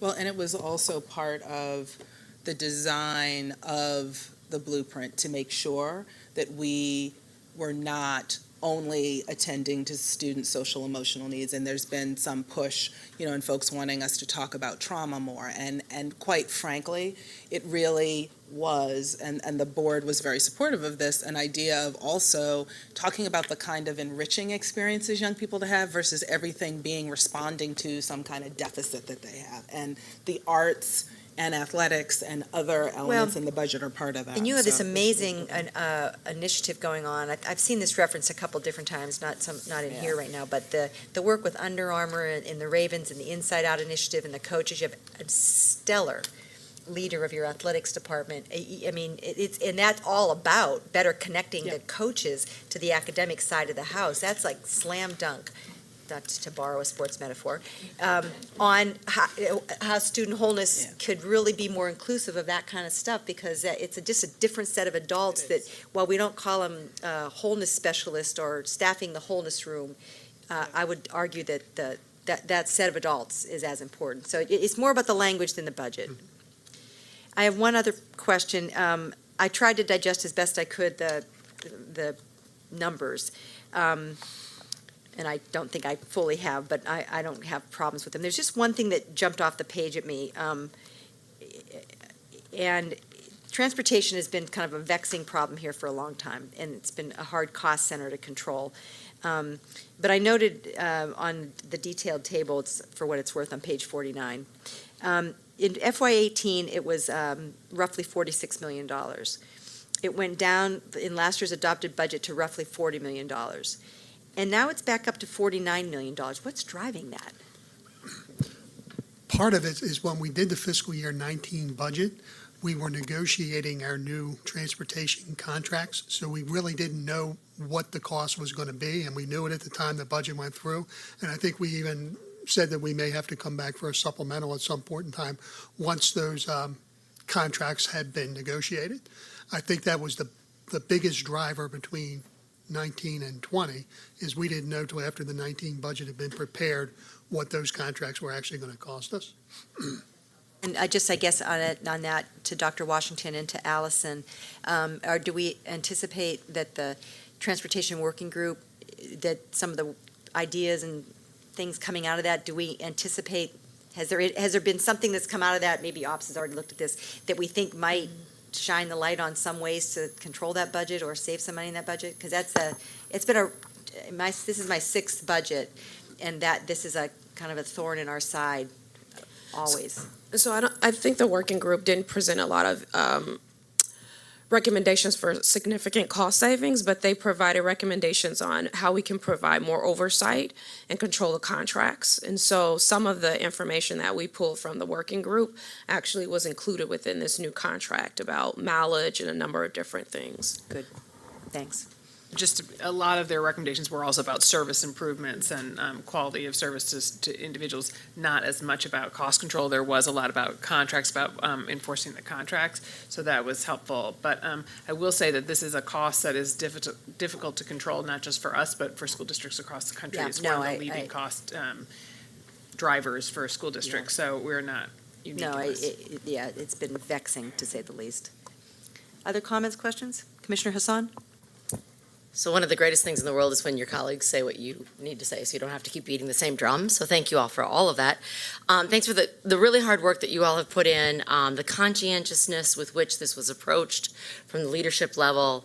I would just like to reinforce the need for a development, to look at a self-sustaining development office over time, even if it is given the charge of you have 5 years to pay for yourself, or we find new staff, something. And especially specifically how that impacts the offices within teaching and learning that provide some of the encore content. So specifically talking about within the arts, we are talking about a skeleton staff, But the arts is community engagement. The arts is a recruitment tool. The arts is how we change the narrative publicly. And so if we had even to begin with a seed of a development office within the arts office that just simply pursues funding to support quality certified arts teachers in schools and arts experiences for kids. I'd say the same prototype could be added within health and physical education, as well as within social studies in the curriculum, to ensure that it is representative of our students and helps with the wholeness from the academic teaching and learning perspective. One question, and it's a little bit weedy, and I don't necessarily need a complete answer, but since Commissioner Kashani brought up the gifts from Under Armour for uniforms, did the athletics budget then stay flat? And if so, what do we get to do? Are we expanding to middle school? Are we increasing options? Because that was a significant chunk of savings by us not having to spend money on uniforms. So do we know how we're going to leverage that to improve quality of athletics, opportunities, extracurriculars? So I think I'm right, but you should correct me if I'm wrong. I think that a lot of the uniform replacement is done at the school level. It's not in the central budget. I could be wrong about that. So I don't think that it's savings here. I think the schools would have benefited from that savings. And you're right, it is a significant contribution and, incredible opportunity for us to have that paid for by Under Armour. But I'm pretty sure that the replacement was generally budgeted at the school level. So then that would just simply impact the school's general funds, not necessarily be targeted back to increasing enrichment opportunities or extracurriculars for students. Other questions, comments? I just want to be clear about something that Ms. Trueheart said earlier with 50%, about 50% of the budget going toward police. She was referring to the city and not the school system. I'm looking at Chief Ham, he's like, I wanted to be clear with that. Yes, Chief Ham has suffered the same type of tight budget that everybody else has. So he's been living and doing the outstanding work he's doing on a very, very tight budget. With that, I'd like to ask for a motion to approve the FY20 budget. Moved by Commissioner Berkeley, second. Second by Commissioner Bondima, all in favor. Commissioners McFadden, Hassan, Bondima, Chinia, Kashani, Frank, Berkeley. Motion passes 7-0 with 2 absent. I want to say that there's a reason why this is such an anticlimactic budget year. Last year at this point, we lamented the absence of participation in some of the budget sessions, and it was Commissioner Chinia who said, well, why would anybody come? Because by the time you invite them in, it's kind of a done deal.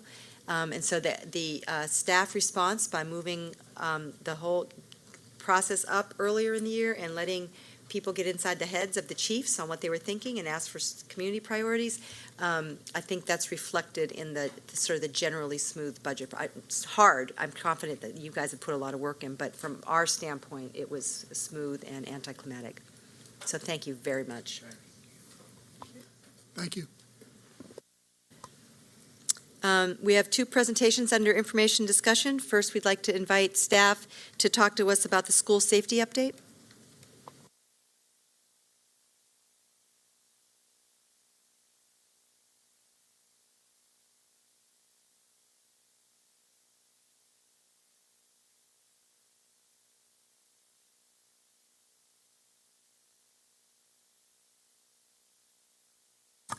Good evening, Lynette Washington, the Interim Chief Operations Officer.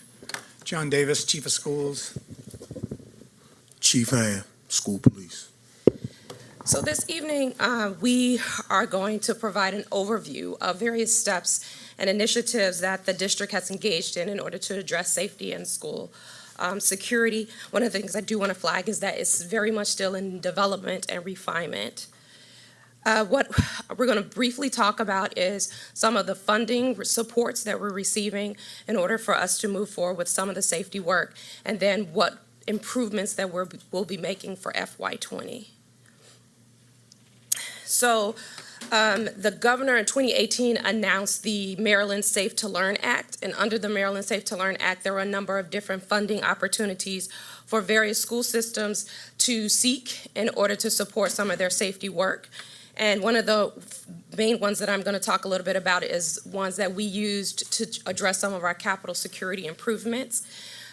This grant was provided, about $10 million that I spoke to before in the budget process. About $10 million were provided to all school systems to address some of the capital security improvements within their facilities. For Baltimore City, we received about $1 million of these funds, and a lot of it was based off of enrollment and the size of your school system.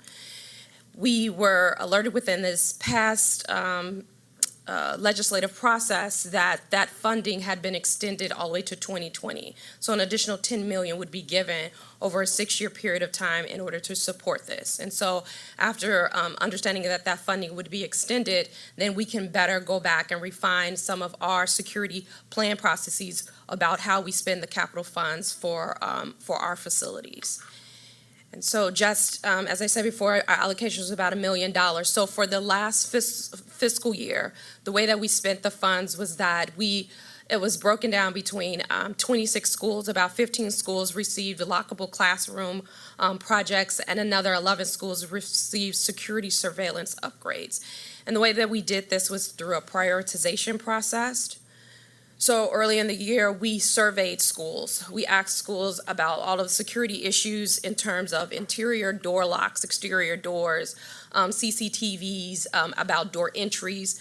And so from that survey, we cross-referenced it with a lot of the data that we had on the maintenance side in terms of work orders of schools requesting different work and repairs to their school security equipment. We worked with school support. It was a very collaborative effort. We worked with ITD to ensure that they could support some of the equipment that we would be adding to the schools. And then we also did a survey of metal detectors and also for cameras. And then based off of that, that's how we came up with the 26 schools. We basically prioritized schools that had the greatest needs, but we only received $1 million. So that fund only went so far. The other funding source that the state provided was also for school safety evaluations. And this is something that the district is in the process of completing, and this is going to help us for the next couple of years of funding about how we direct and target our funding. This is a basic assessment of a facility, the building, the grounds, to make a determination of what were all the security hazards and issues within that particular facility with input provided from the school community. And so just from a capital perspective, the way that we're phasing some of the funding that we're receiving from the state in terms of support is that for the last year, we focused on locks and surveillance. For this upcoming year, we're focusing on some of the visitor security procedures that John is going to talk about a lot more in detail. And then we're going to be using the school evaluation surveys, which is a more detailed deep dive than what we did, which is the preliminary assessment and survey that we did with the schools. It'll provide us with a little bit more insight of how we target the other funds for FY21 through 24. Beyond the capital security improvements that Dr. Washington talked about, there's also a number of safety improvements on the school level we want to put in place. You can see the 4 items listed on the screen. And really, this came down to the survey that Dr. Washington talked about, also talking with principals, talking with school managers and ILEDs, figuring out kind of what was feasible for this upcoming year. And really, we came up with ensuring that we have a district-wide visitor security procedure, installing surveillance cameras at the designated single point of entries for each school, installing metal detectors for our secondary schools, and also hosting more school safety conferences at the central office. I'm going to talk a bit more in depth about each one of those 4. For the visitor security procedure, it's important to know that we do have policy KIA around this, but we want to provide additional guidance so that there is step-by-step procedures that each school will follow so that visitors are vetted before they even come into the building. And once they do come into the building, we know that we also have to improve, I shouldn't say once when they come into the building, but even before that, we have to improve our signage a lot of schools, when you go to them, it's unclear where a visitor should go into, and there's a number of doors and a number of entries. So we know that we have to improve our signage, and we need to do that across the board. But even when you come into the building, sometimes the main office is not right where you walk in. And so we have to provide schools with better signage around that. When we talked with principals about it, they were very happy that we were thinking through this and really making sure that we direct all visitors into one area. And I say that because we also have to tighten up our visitor management system. There is a system where when you walk in, you give your ID and then you're scanned on through. And that happens in our schools. In fact, one time when I did not have my ID, I had to go through that process as well. But that was fine. It was good to see a school doing that. It doesn't happen across the board as well as we would like. And so that whole visitor security procedure is one that we are going to tighten up. The camera surveillance systems are pretty self-explanatory. We want to make sure that there is at least a camera at every school for right where visitors walk in. So again, we want to make sure that in granting them access, we've got enough eyes on that area. Some schools already have that, but some do not. For the metal detector part, right, we did our survey and there's about 30 or 31 functional metal detectors, but frankly, that's not enough for our secondary folks. And so we're going to work towards at least having 2 at each site. We might have to adjust that a little bit depending on how big the school is and really what their needs are, but we know that we're going to have to make an investment in that area. I want to talk a little bit about the metal detectors because we're going to focus on the secondary schools. And I don't really think that is an indication of the students per se. I really think that is an indication that when we look at the data and when we look at the situations. Can you define secondary schools? Thanks. Yeah, this is our high schools, right? If we can, we'll extend that to our 3 middle schools, right, that are traditional. But for the most part, this is directed towards our high schools. And does this include charters? How does it? I don't have a preconceived notion of whether it does or doesn't, but when we're talking about implementing these practices and policies and cameras, and where do charters fit in this? I mean, so I would think that it would because this is a grant. So typically grants are not part of the general fund, so they should get access to grants like anybody else that should. So I would think that for sure if they're in our building, I guess we have to think about it a little bit, but if they're a building, for sure it would. Yes. Yeah. Okay, I was just curious. Yep. But we're starting with our secondary schools because the situations that have flared up a lot of times aren't really student related, but they are with our visitors or our communities that come in. And we want to make sure that we are responsive to the places where we've seen different outbreaks and different situations that occur. And so we're going to start with our secondary schools, start with our high schools to be specific. And then as we have funding available, if we think we can go into the elementary space, then we will do that as well. And then lastly, we want to host more school safety conferences at central office. This is something that I don't think is seen very much by the public, but there are many mediations that first have to occur on the school site. But when schools think that there are situations that are more volatile and more confrontational, we want to make sure that we have people at North Avenue that are dedicated to having these types of conferences. Frankly, these are the things that can get out of control and that frankly cause security issues in a school. Right now, we have school managers, we have people from ECT that kind of do this, but they do this with their other jobs in mind. We want to work towards having a full-time employee working on this and frankly hosting more of this so that things that could escalate on a school site are taken care of here centrally. Again, this was another thing that when spoken with principals, they would love to see this type of support so that, sure, they always have to do some mediation on the school site, but when they think something is escalating and can be a security concern, they can give that to us more readily. They already do that now, again, just to be clear, but we want to have a full-time employee on this so that we can even do more of it. And again, I think that will take some of the security burden away from schools. Question from Commissioner Hassan? So I don't know what best practices are around this, but I'm guessing that folks in mediation and conflict restitution or transcendence may have some input on bringing it to central office, and it may be detrimental to have the conversations here.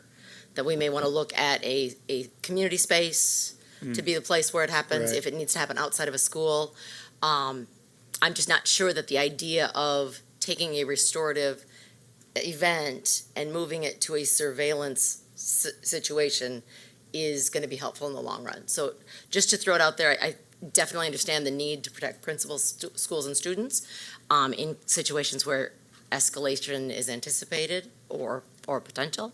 But I also think that it might undermine the process. So looking to some experts who do this work all the time at some best practices and how to find the healthy balance. Right. And I think even if we were to do it here, right, we do have the re-engagement center that I think most parents, when they have used it before, think of it as a welcoming place. So I think your point about making sure, whether it's here or someplace else, it has to be a place that parents and family members feel safe to come to. So, and we should get the experts on that to get their best thoughts. Yeah, because if it's about rebuilding community, then taking it out of community to make that happen is already setting a level between the two.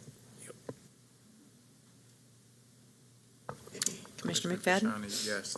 With the secondary schools, Chief Davis, you mentioned high schools first, and then we have middle schools. So are we starting with the high schools for metal detectors to ensure that they all have those installed? And Yes. then we're looking at the traditional middle school, and then the K through 8, which also has middle school students there, and then the elementary schools. Yes, and I think when we get to the K to 8, we'll probably look at different pieces of data because some of them have had more points of escalation than others, and we'll make sure we prioritize appropriately. But yes, the way that you just talked through that is the way that we are thinking through it. And that's another part of my reason for asking. We're looking at data points to support what schools are in need of certain resources and what schools may not necessarily need those resources.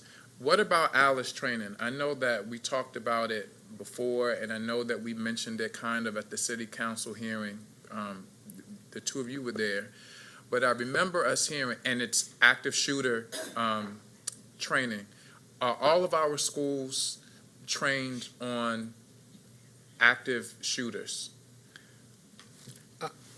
You can start on it. In addition to what I do know, there are several drills that every school has to have, right? So not trying to add any additional work that happens, but we do need to be proactive in how we're keeping everyone safe in our buildings. So it's a question. I know that several other districts have adopted a systemic mandate in training and invested in ALICE training. I know Baltimore County has, all of us have to be trained in ALICE, not just a school leader or school resource officers or for us, school police. Can you talk a little bit about that, Chief Ham? Yes, Commissioner, and to your point, we've already started that training. We wanted to start with the school leaders first, but we plan to roll it out for everyone and even through the community learning networks as well. So we are in the process of that. We had 3 ALICE instructors, 2 of them left, and we had to get 2 additional people trained. And they're T for T, or trainer, so that they can certify staff on that. But we're working through that to try to roll out it for everyone.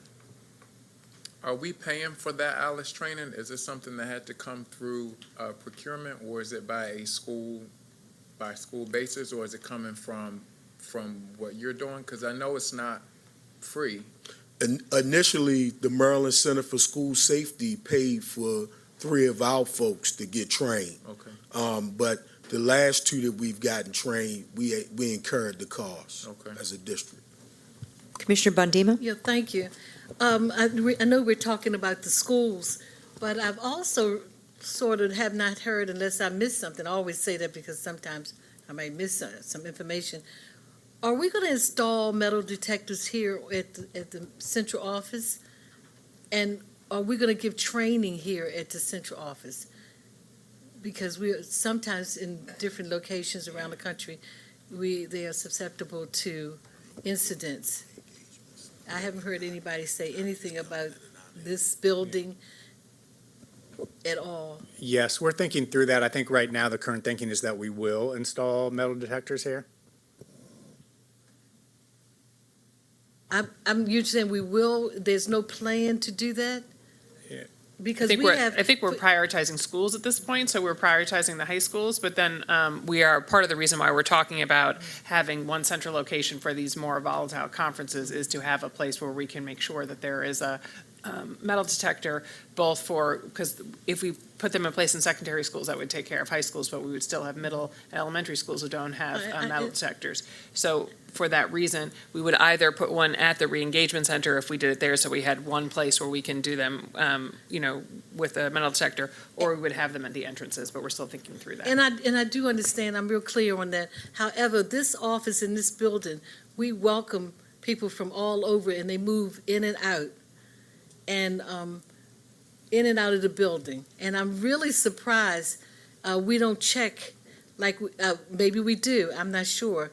But because we have students, teachers, and employees coming and going, I would think that this should be one of the number one places that we should put a metal detector and do some evaluation on the security in this building.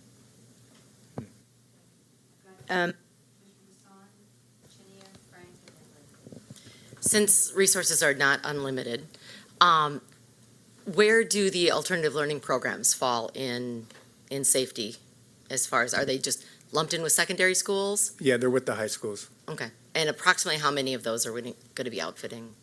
We'll give them what they need, just like the high schools. So if they need 2 or if they need 1, we'll figure that out based on their population. Okay. They'll get what they need. Perfect, thank you.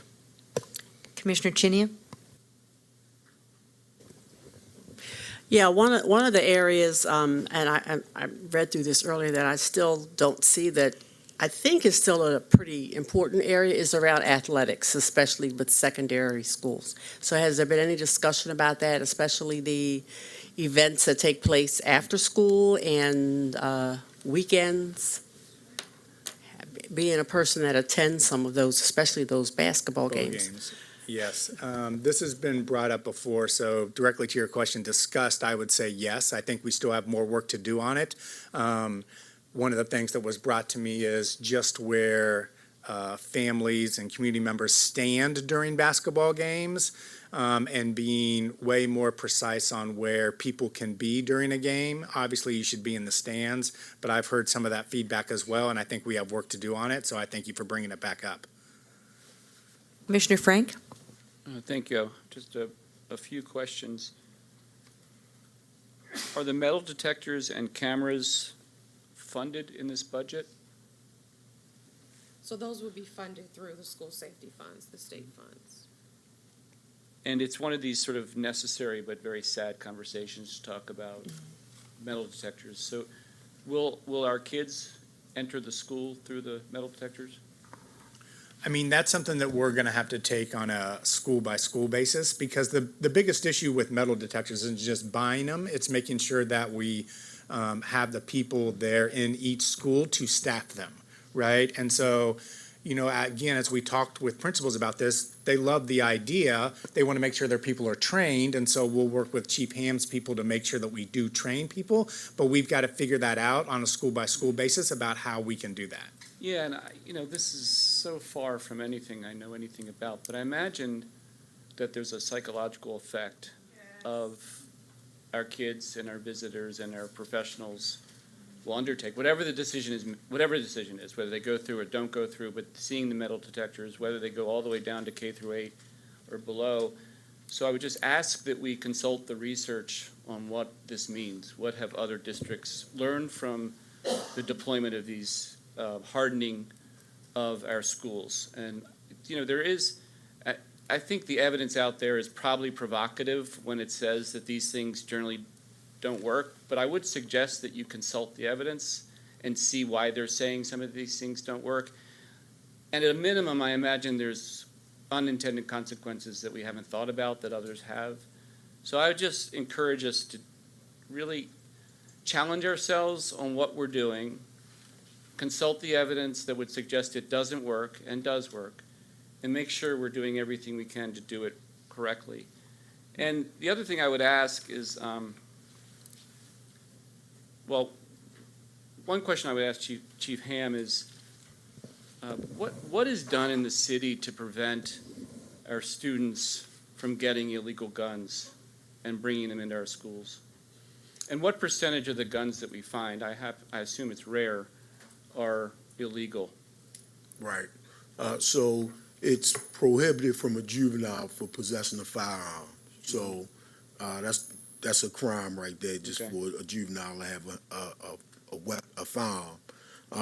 I think what we've done and what we've learned in the last 2 or 3 years is that by building quality connected relationships with our young people, they're able to feel like they can share not only with the police, but with adults in the school. And so of the many instances that I can tell you that we've recovered firearms in the last 3 years, probably over 20 guns in the last 3 years, most of those instances were with little or no force. They were through a conversation with the administrator and the police officer, or just the administrator or the staff person, just being able to have a relationship with the young person, and they just give the weapon up. And a lot of it is about protection in the neighborhood. It has nothing to do with school. It's all about them feeling safe getting back and forth, not only with a gun, but with a knife or whatever kind of weapon that they had, has no intention on bringing any harm in the school, but just having that protection. Right. So I think through relationships, I think through social media, when kids see that it may be harm being brought to the school, they screenshot the social media stuff, they tell adults, and then we act on it.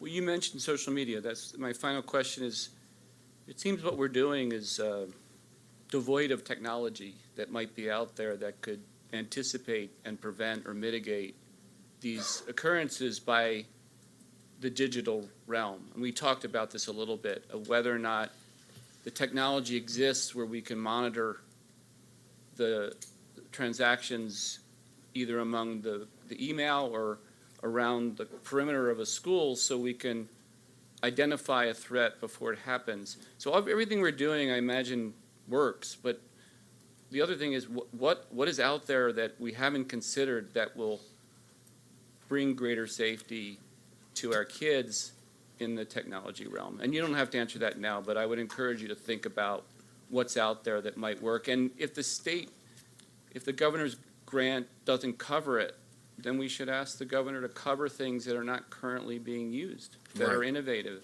that we might want to employ.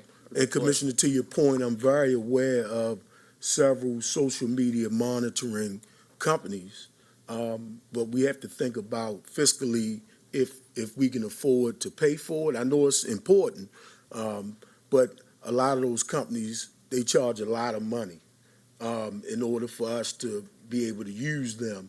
But what I can also say is that the police department does have a social media monitoring unit that does contact us on a regular basis when certain words are put in on social media, like a fight in a harbor, Mondom, and stuff like that. They monitor that stuff and they forward that stuff to us when they see it. So there is, the police department does have a monitoring unit in the watch center where we send somebody every day at dismissal.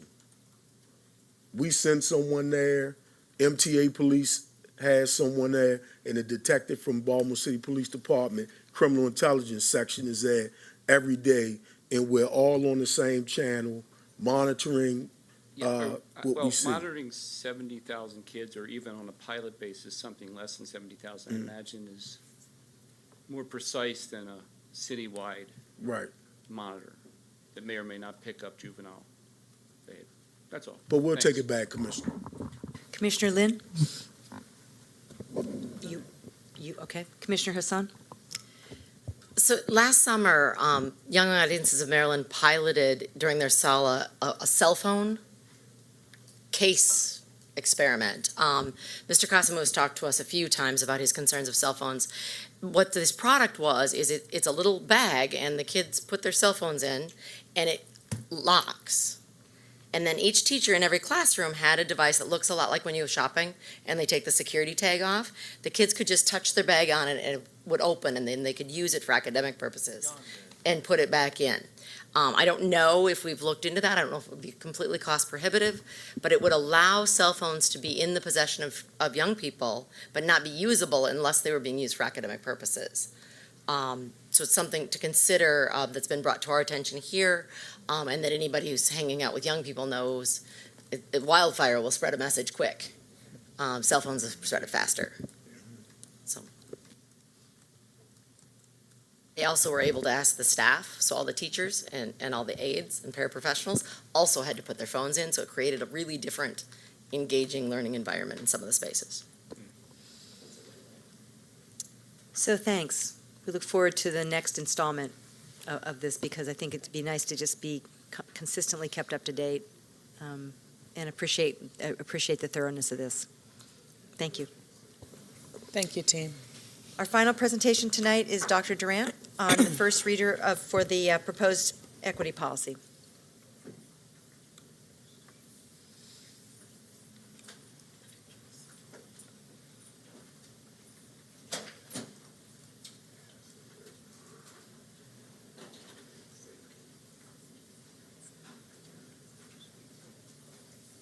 Is that her, support team? Is that Good evening. Good evening, commissioners and chiefs, and certainly Dr. Santelises. I am pleased to come before you this evening to bring forth a draft of the equity policy. I'm seated behind me, and then there are some task force members who are seated in their seats, are members of our task force, which I'll introduce shortly. So just some background, which I don't need to give you, because in June of last year, you all held a board forum on equity, and there was conversation about whether or not we needed to go forward with doing an equity policy. I say we, I wasn't here at that time, but I joined shortly after this. So as I understand it, when the board forum was held, there was conversation about eliminating the predictability and persistence of disparities. Following that board forum, the CEO and core program team engaged in sessions where they looked at disaggregated data, focused on discussions regarding racial equity, and then proposed recommendations for next steps. I joined November 19th, 2018, and then in January launched a strategic equity task force whose sole purpose was to bring forth an equity policy for board adoption. Members of the task force are on the slide in front of you, but I do want to note those who are present in the room. So we have Chief Sean Connolly, who's our Chief Academic Officer, and seated behind me, our facilitator, Nakia Drummond from NLD Strategic, Davon Love, Director of Public Policy, Leaders of a Beautiful Struggle, Jeremy Grant Skinner, the Chief Human Capital Officer, and Ms. Kim Trueheart. Other members, again, are listed on your slide. Not listed here, but provided support from their respective organizations. Adar Ayera, who attended meetings on behalf of Diane Bell McCoy from Associated Black Charities, and Shantae McKinley from the Positive School Center from the University of Maryland School of Social Work, who attended in place of Dr. Wendy Shia. The other thing that I want to mention about our task force members is the external task force members in particular have worked really diligently to go ahead and start connecting us with funders. So back to the conversation earlier around getting outside funding to secure support of contractual positions, consulting, and other FTEs. The task force members are already doing that work and attending those meetings. Mr. Love whispered in my ear, we were sitting in the back, I have a meeting scheduled already to talk about this. And so the task force members have already been working diligently because they really understand the lift that it's going to take for us to move this policy forward.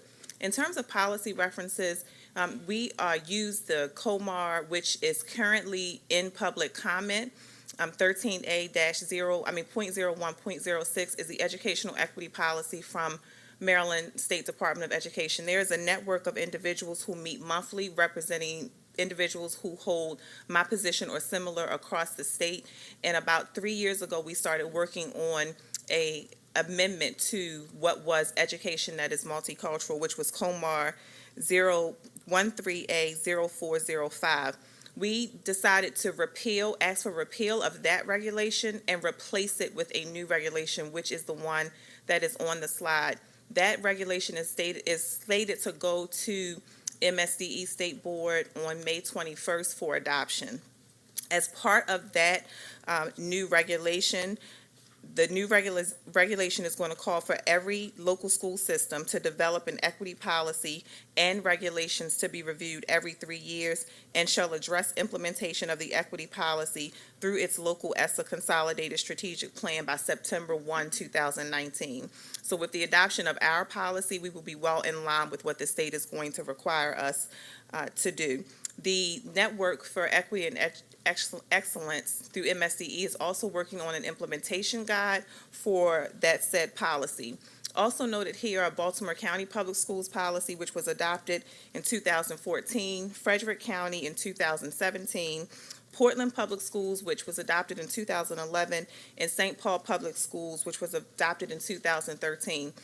The Portland and St. Paul Public Schools are the policies that we use specifically as it calls out race as a metric in the policy. The Aspen Education and Society Program with the Council of Chief State School Officers Leading for Equity document from 2017 was also used in our consideration, as well as the equity policy and platform put forward by Teachers Democracy Project and Baltimore movement of rank and file educators. It is important to note that for these two references, the task force felt that because of the specificity outlined in these two documents, it would be best suited in our implementation planning, not necessarily the language that is before you right now. Community and stakeholder engagement started in February. ILEDs, core program team, our CLNs, cabinet. There was a CEO community conversation on equity last month. I went to the PCAB Executive Board, CCAC, and the Charter and Operator-Led Schools Advisory Board. There's a presentation scheduled for PCAB on May 16th, 2019. In addition to those sessions, we held a series of roundtable and feedback sessions in early March to include a Saturday. We tried to have them in various locations to give for diverse perspectives. The information that came out of those sessions also are things that we anticipate you will find in the implementation planning, not necessarily in the policy language. As part of our work as a task force, we took some time and looked at purpose statements from other educational equity policies, and then began to name what were the key components in all of those statements. And so you'll see those in front of you. There's a definition of educational equity. There's a definition call out of the problem and or symptoms. We state and own the district's equity failures. We state district call to action and declares necessary action, and then states the district's mission and or ideals. And so those are the elements that other policies had that we felt were well written. And so these are the components that you will also find in the purpose statement. Sorry. The key components of the policy standards, these are the major areas that we've indicated based on our work as a task force, based on the feedback that we received and the community engagement sessions. So they are as follows: disrupting and eliminating systemic inequities, honoring culture, experiences, and humanity of students, family, and community, ensuring access and representation in academic programming, and then building staff capacity for equity-based teaching and leading. In terms of implementation, following the adoption of the policy, the task force will be expanded to include additional members. Our first focus will be on developing a 3-year implementation plan with particular focus on year 1 training and capacity building. The other pieces of implementation, we will make sure that we are aligned with COMAR as required and as appropriate. The CEO, we're asking, will operationalize the policy by developing an annual plan for training and programming with a timeline to ensure full implementation. And then we needed to develop an evaluation plan and accountability standards. This is one of the things that came up in almost every community engagement session that we held. How will we hold ourselves accountable for the things that we say we will do? We're asking that each school and district office develop an annual equity priority that is aligned with the blueprint and outlined in the school performance plan, the establishment of an equity advisory committee, and then an annual report provided to the board, which is actually more than what the state is requiring us to do. They're requiring 3 years, and we're saying that at least annually, we need to come before the board and talk about what is happening. Since we presented to policy committee, there were a few changes, none that really changed the spirit of the policy.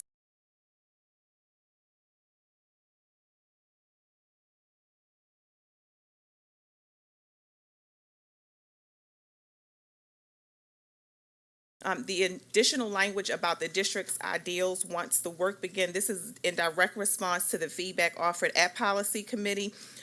In other words, what will it look like when we get it right? And so we took from some comments from some past board meetings and some of our own engagement. And one of our questions from the community engagement sessions was actually, if the district does this right, what will you expect to see? And so we've added this change in the language as well. We've included partners in places where we had not used the word partners. When I went before the Charter and Advisory Schools Board, that might not be the right name, but when I went before that group, one of the pieces of feedback that they gave, and it was very strong feedback about the fact that you all are talking a lot about what city school staff needs to do, but this needs to be a requirement for partners that will engage with us, and we would like the policy to say that specifically. And so we've just added that language in the policy standards in 3 of the areas that you see. And then we just added some language around instructional strategies in one of the additional policy standards. As I said, when we presented to policy committee, one of the things that I want to make sure I say again here is that we recognize that this is a starting place, not a staying place. There are a lot of other areas of inequity that we will need to focus on, but this is where we need to start because every data point that we have suggests that this is where we need to start. And until race is no longer a predictor of success, we need to focus very deliberately and very intentionally on building the staff capacity to do this very important work. Thank you. Thank you very much. Comments, questions from the board? I only have Thank you for the updates after policy committee and what you incorporated. I mean, it speaks to your leadership and the team that you have working with you, and I appreciate each time that you talk about the work that you're leading. You can't do it on your own. So all of the folks, all of our stakeholders that are active in this work, I just want to say thank you to you all. And we all just have to continue to have these types of conversations, look at these types of policies, and really start to roll things out systemically, not just for our school system, but for the city of Baltimore. I think that we really can be leaders across the country and in our world if we really all hunker down together, very solid, and really move this work forward. I appreciate it. Thank you, Commissioner. just a comment. When I was going through the slides last night and I saw the advisory group, I thought, well, that's what I would do if I were assembling an all-star team. It's like, I was like, good, that's good. But I also, now having the presentation tonight on, I can't remember what it was now. Yeah, the Black teacher recruitment and retention, I'm sorry, I had a brain lapse. So whether you're talking about enrollment, transportation, recruitment, retention of Black teachers, equity, these are big and vexing problems, and I think that they don't get solved by turning the wagons in and thinking that all the knowledge exists in. I mean, we learned this last year with Pinder Hughes Gilmore. You know, when you're trying to figure something tough out, open up the doors and let people in. Everybody's vested. Certainly everybody behind you is vested. They're here all the time and working on stuff that know as much as we do about any of these things. So, and I say we, I mean the royal we. I don't mean the 9 of us. So thank you for being willing to help, but I'm not surprised that you are, but I'm really glad that it's now a matter of habit that this system asks people to participate. So that's, thank you, and we look forward to the final reader. But as we all know, having a policy is lovely, but it's all about the implementation. So this business about an annual update, yeah, at least, because we got to keep your eye on this prize, because this country has not been great on this track record. Commissioner Kashani, I want to say that it also speaks to your leadership, the way that meetings are more open, the community is more engaged. From my understanding prior to being on the board, things were not as on the trajectory as they are on right now. So it's definitely a celebration for you too, and the leadership that you provided to this board and to the school system, but we can't stop here. So I appreciate you, and I want to say that publicly, because I don't think we actually do that for you enough, Commissioner Kashani. And yes, Davon, you can. Just want to say something briefly. Two things. One, just to echo the comments about Dr. Durant's leadership. I'm usually really judicious about handing out public comments because I'm not a give everybody a sticker kind of person. Participation award kind of guy. But just the combination of rigorous understanding of what it takes from a practical level, administrative level. It's, the school district is really blessed to really have Dr. Durant doing this. The thing that I really want to say is that given what the policy is attempting to do, in many traditional settings where conversations, particularly about race and power, come up, it usually implicates people's job security, right? That's usually like the unspoken theme when conversations about really changing the status quo happen. And so I want to urge, this board of commissioners to provide Dr. Durant the cover that she's going to need, not just in the context of being here at the school district, but just understanding like some of the attacks that will come from folks that want to maintain the status quo. And so I just want to really urge this board and the school district to provide the cover for Dr. Durant to do the work she's doing. Put well, the way I have said this to Dr. Santelises when things come up is that everybody's all about equity until they're not.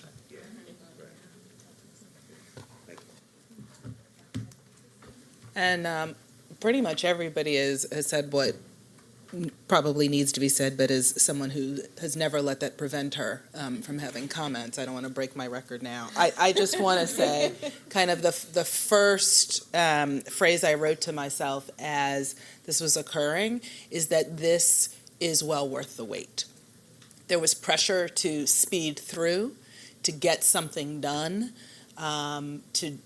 we just got to put something together. And I think the board's willingness to wait for the right person, for the right process.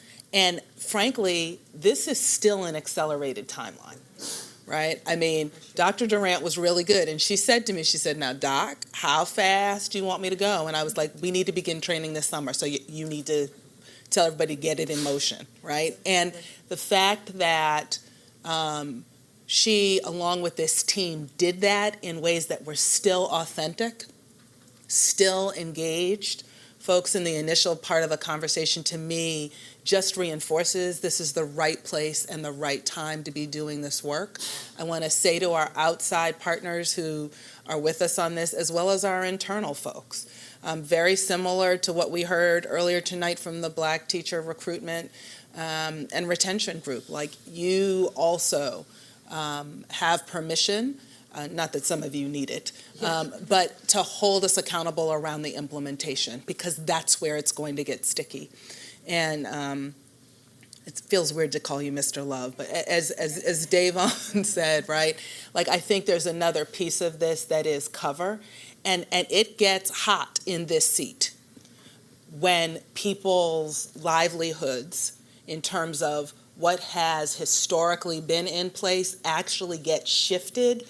That's when board meetings, that's when public gatherings, that's when the pressure comes.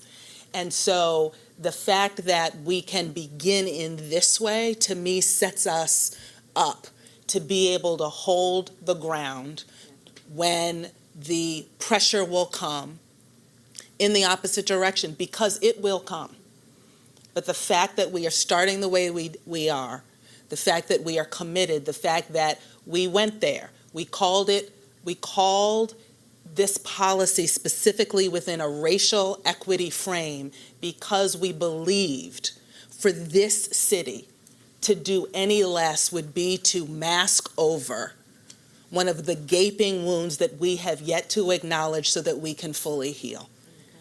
And it would have been much easier to just have a general equity blanket and to bypass it. And we felt as if collectively we could not do that and actually be able to say that we were heeding the push, the calls that our community is asking for. So I look forward to the work, but I just want to reiterate, the press is coming, and I don't mean that press, I mean the pressure is coming. This is actually, even though it was expedited, this is actually the easier part. It's going to be when privilege shifts, when assumptions and knowledge of how to master the old system don't work anymore. And when somehow now what was considered a bastion of assumptive privilege now becomes put in play as a question, and not only a question, but the target to dismantle, that is when the full weight of this work will really become the manifestation of what I know we all want it to become. So I want to thank you all for the courage work, and if you noticed, it's also to say, you know, the fire's gonna get hotter, so don't leave us yet. And let's kind of all bear down together, but I just want to say exemplary work on an accelerated time period, and like I said, well worth the wait. Thank you. Awesome. Nicely done. Okay, with that, I would like to just note the upcoming meetings. PCAB will be in this room on April 25th at 6:30. Teaching and Learning will be in this room on Tuesday, May 7th at 3:30. Yeah, that PCAB meeting is Thursday. We'll all be back together upstairs at 3 on May 14th, and then downstairs at 5 on May 14th. Ops Committee, May 21st in this room at 10. Policy Committee, May 21st at 3:30 in this room. And then, hearkening back to an earlier presentation tonight, the Black Teacher Recruitment and Retention Project report and recommendations will be here on June 18th from 5:30 to 7:30. We'll have a number of other times to note that, but given the significance of that work, I want to flag it. Anything else for the good of the whole? Nice job, everybody. Motion to adjourn? Commissioner Lynn moves, second. Commissioner Bondima, all in favor? We are all in favor. 8-0 with 2 absent. It's a wrap.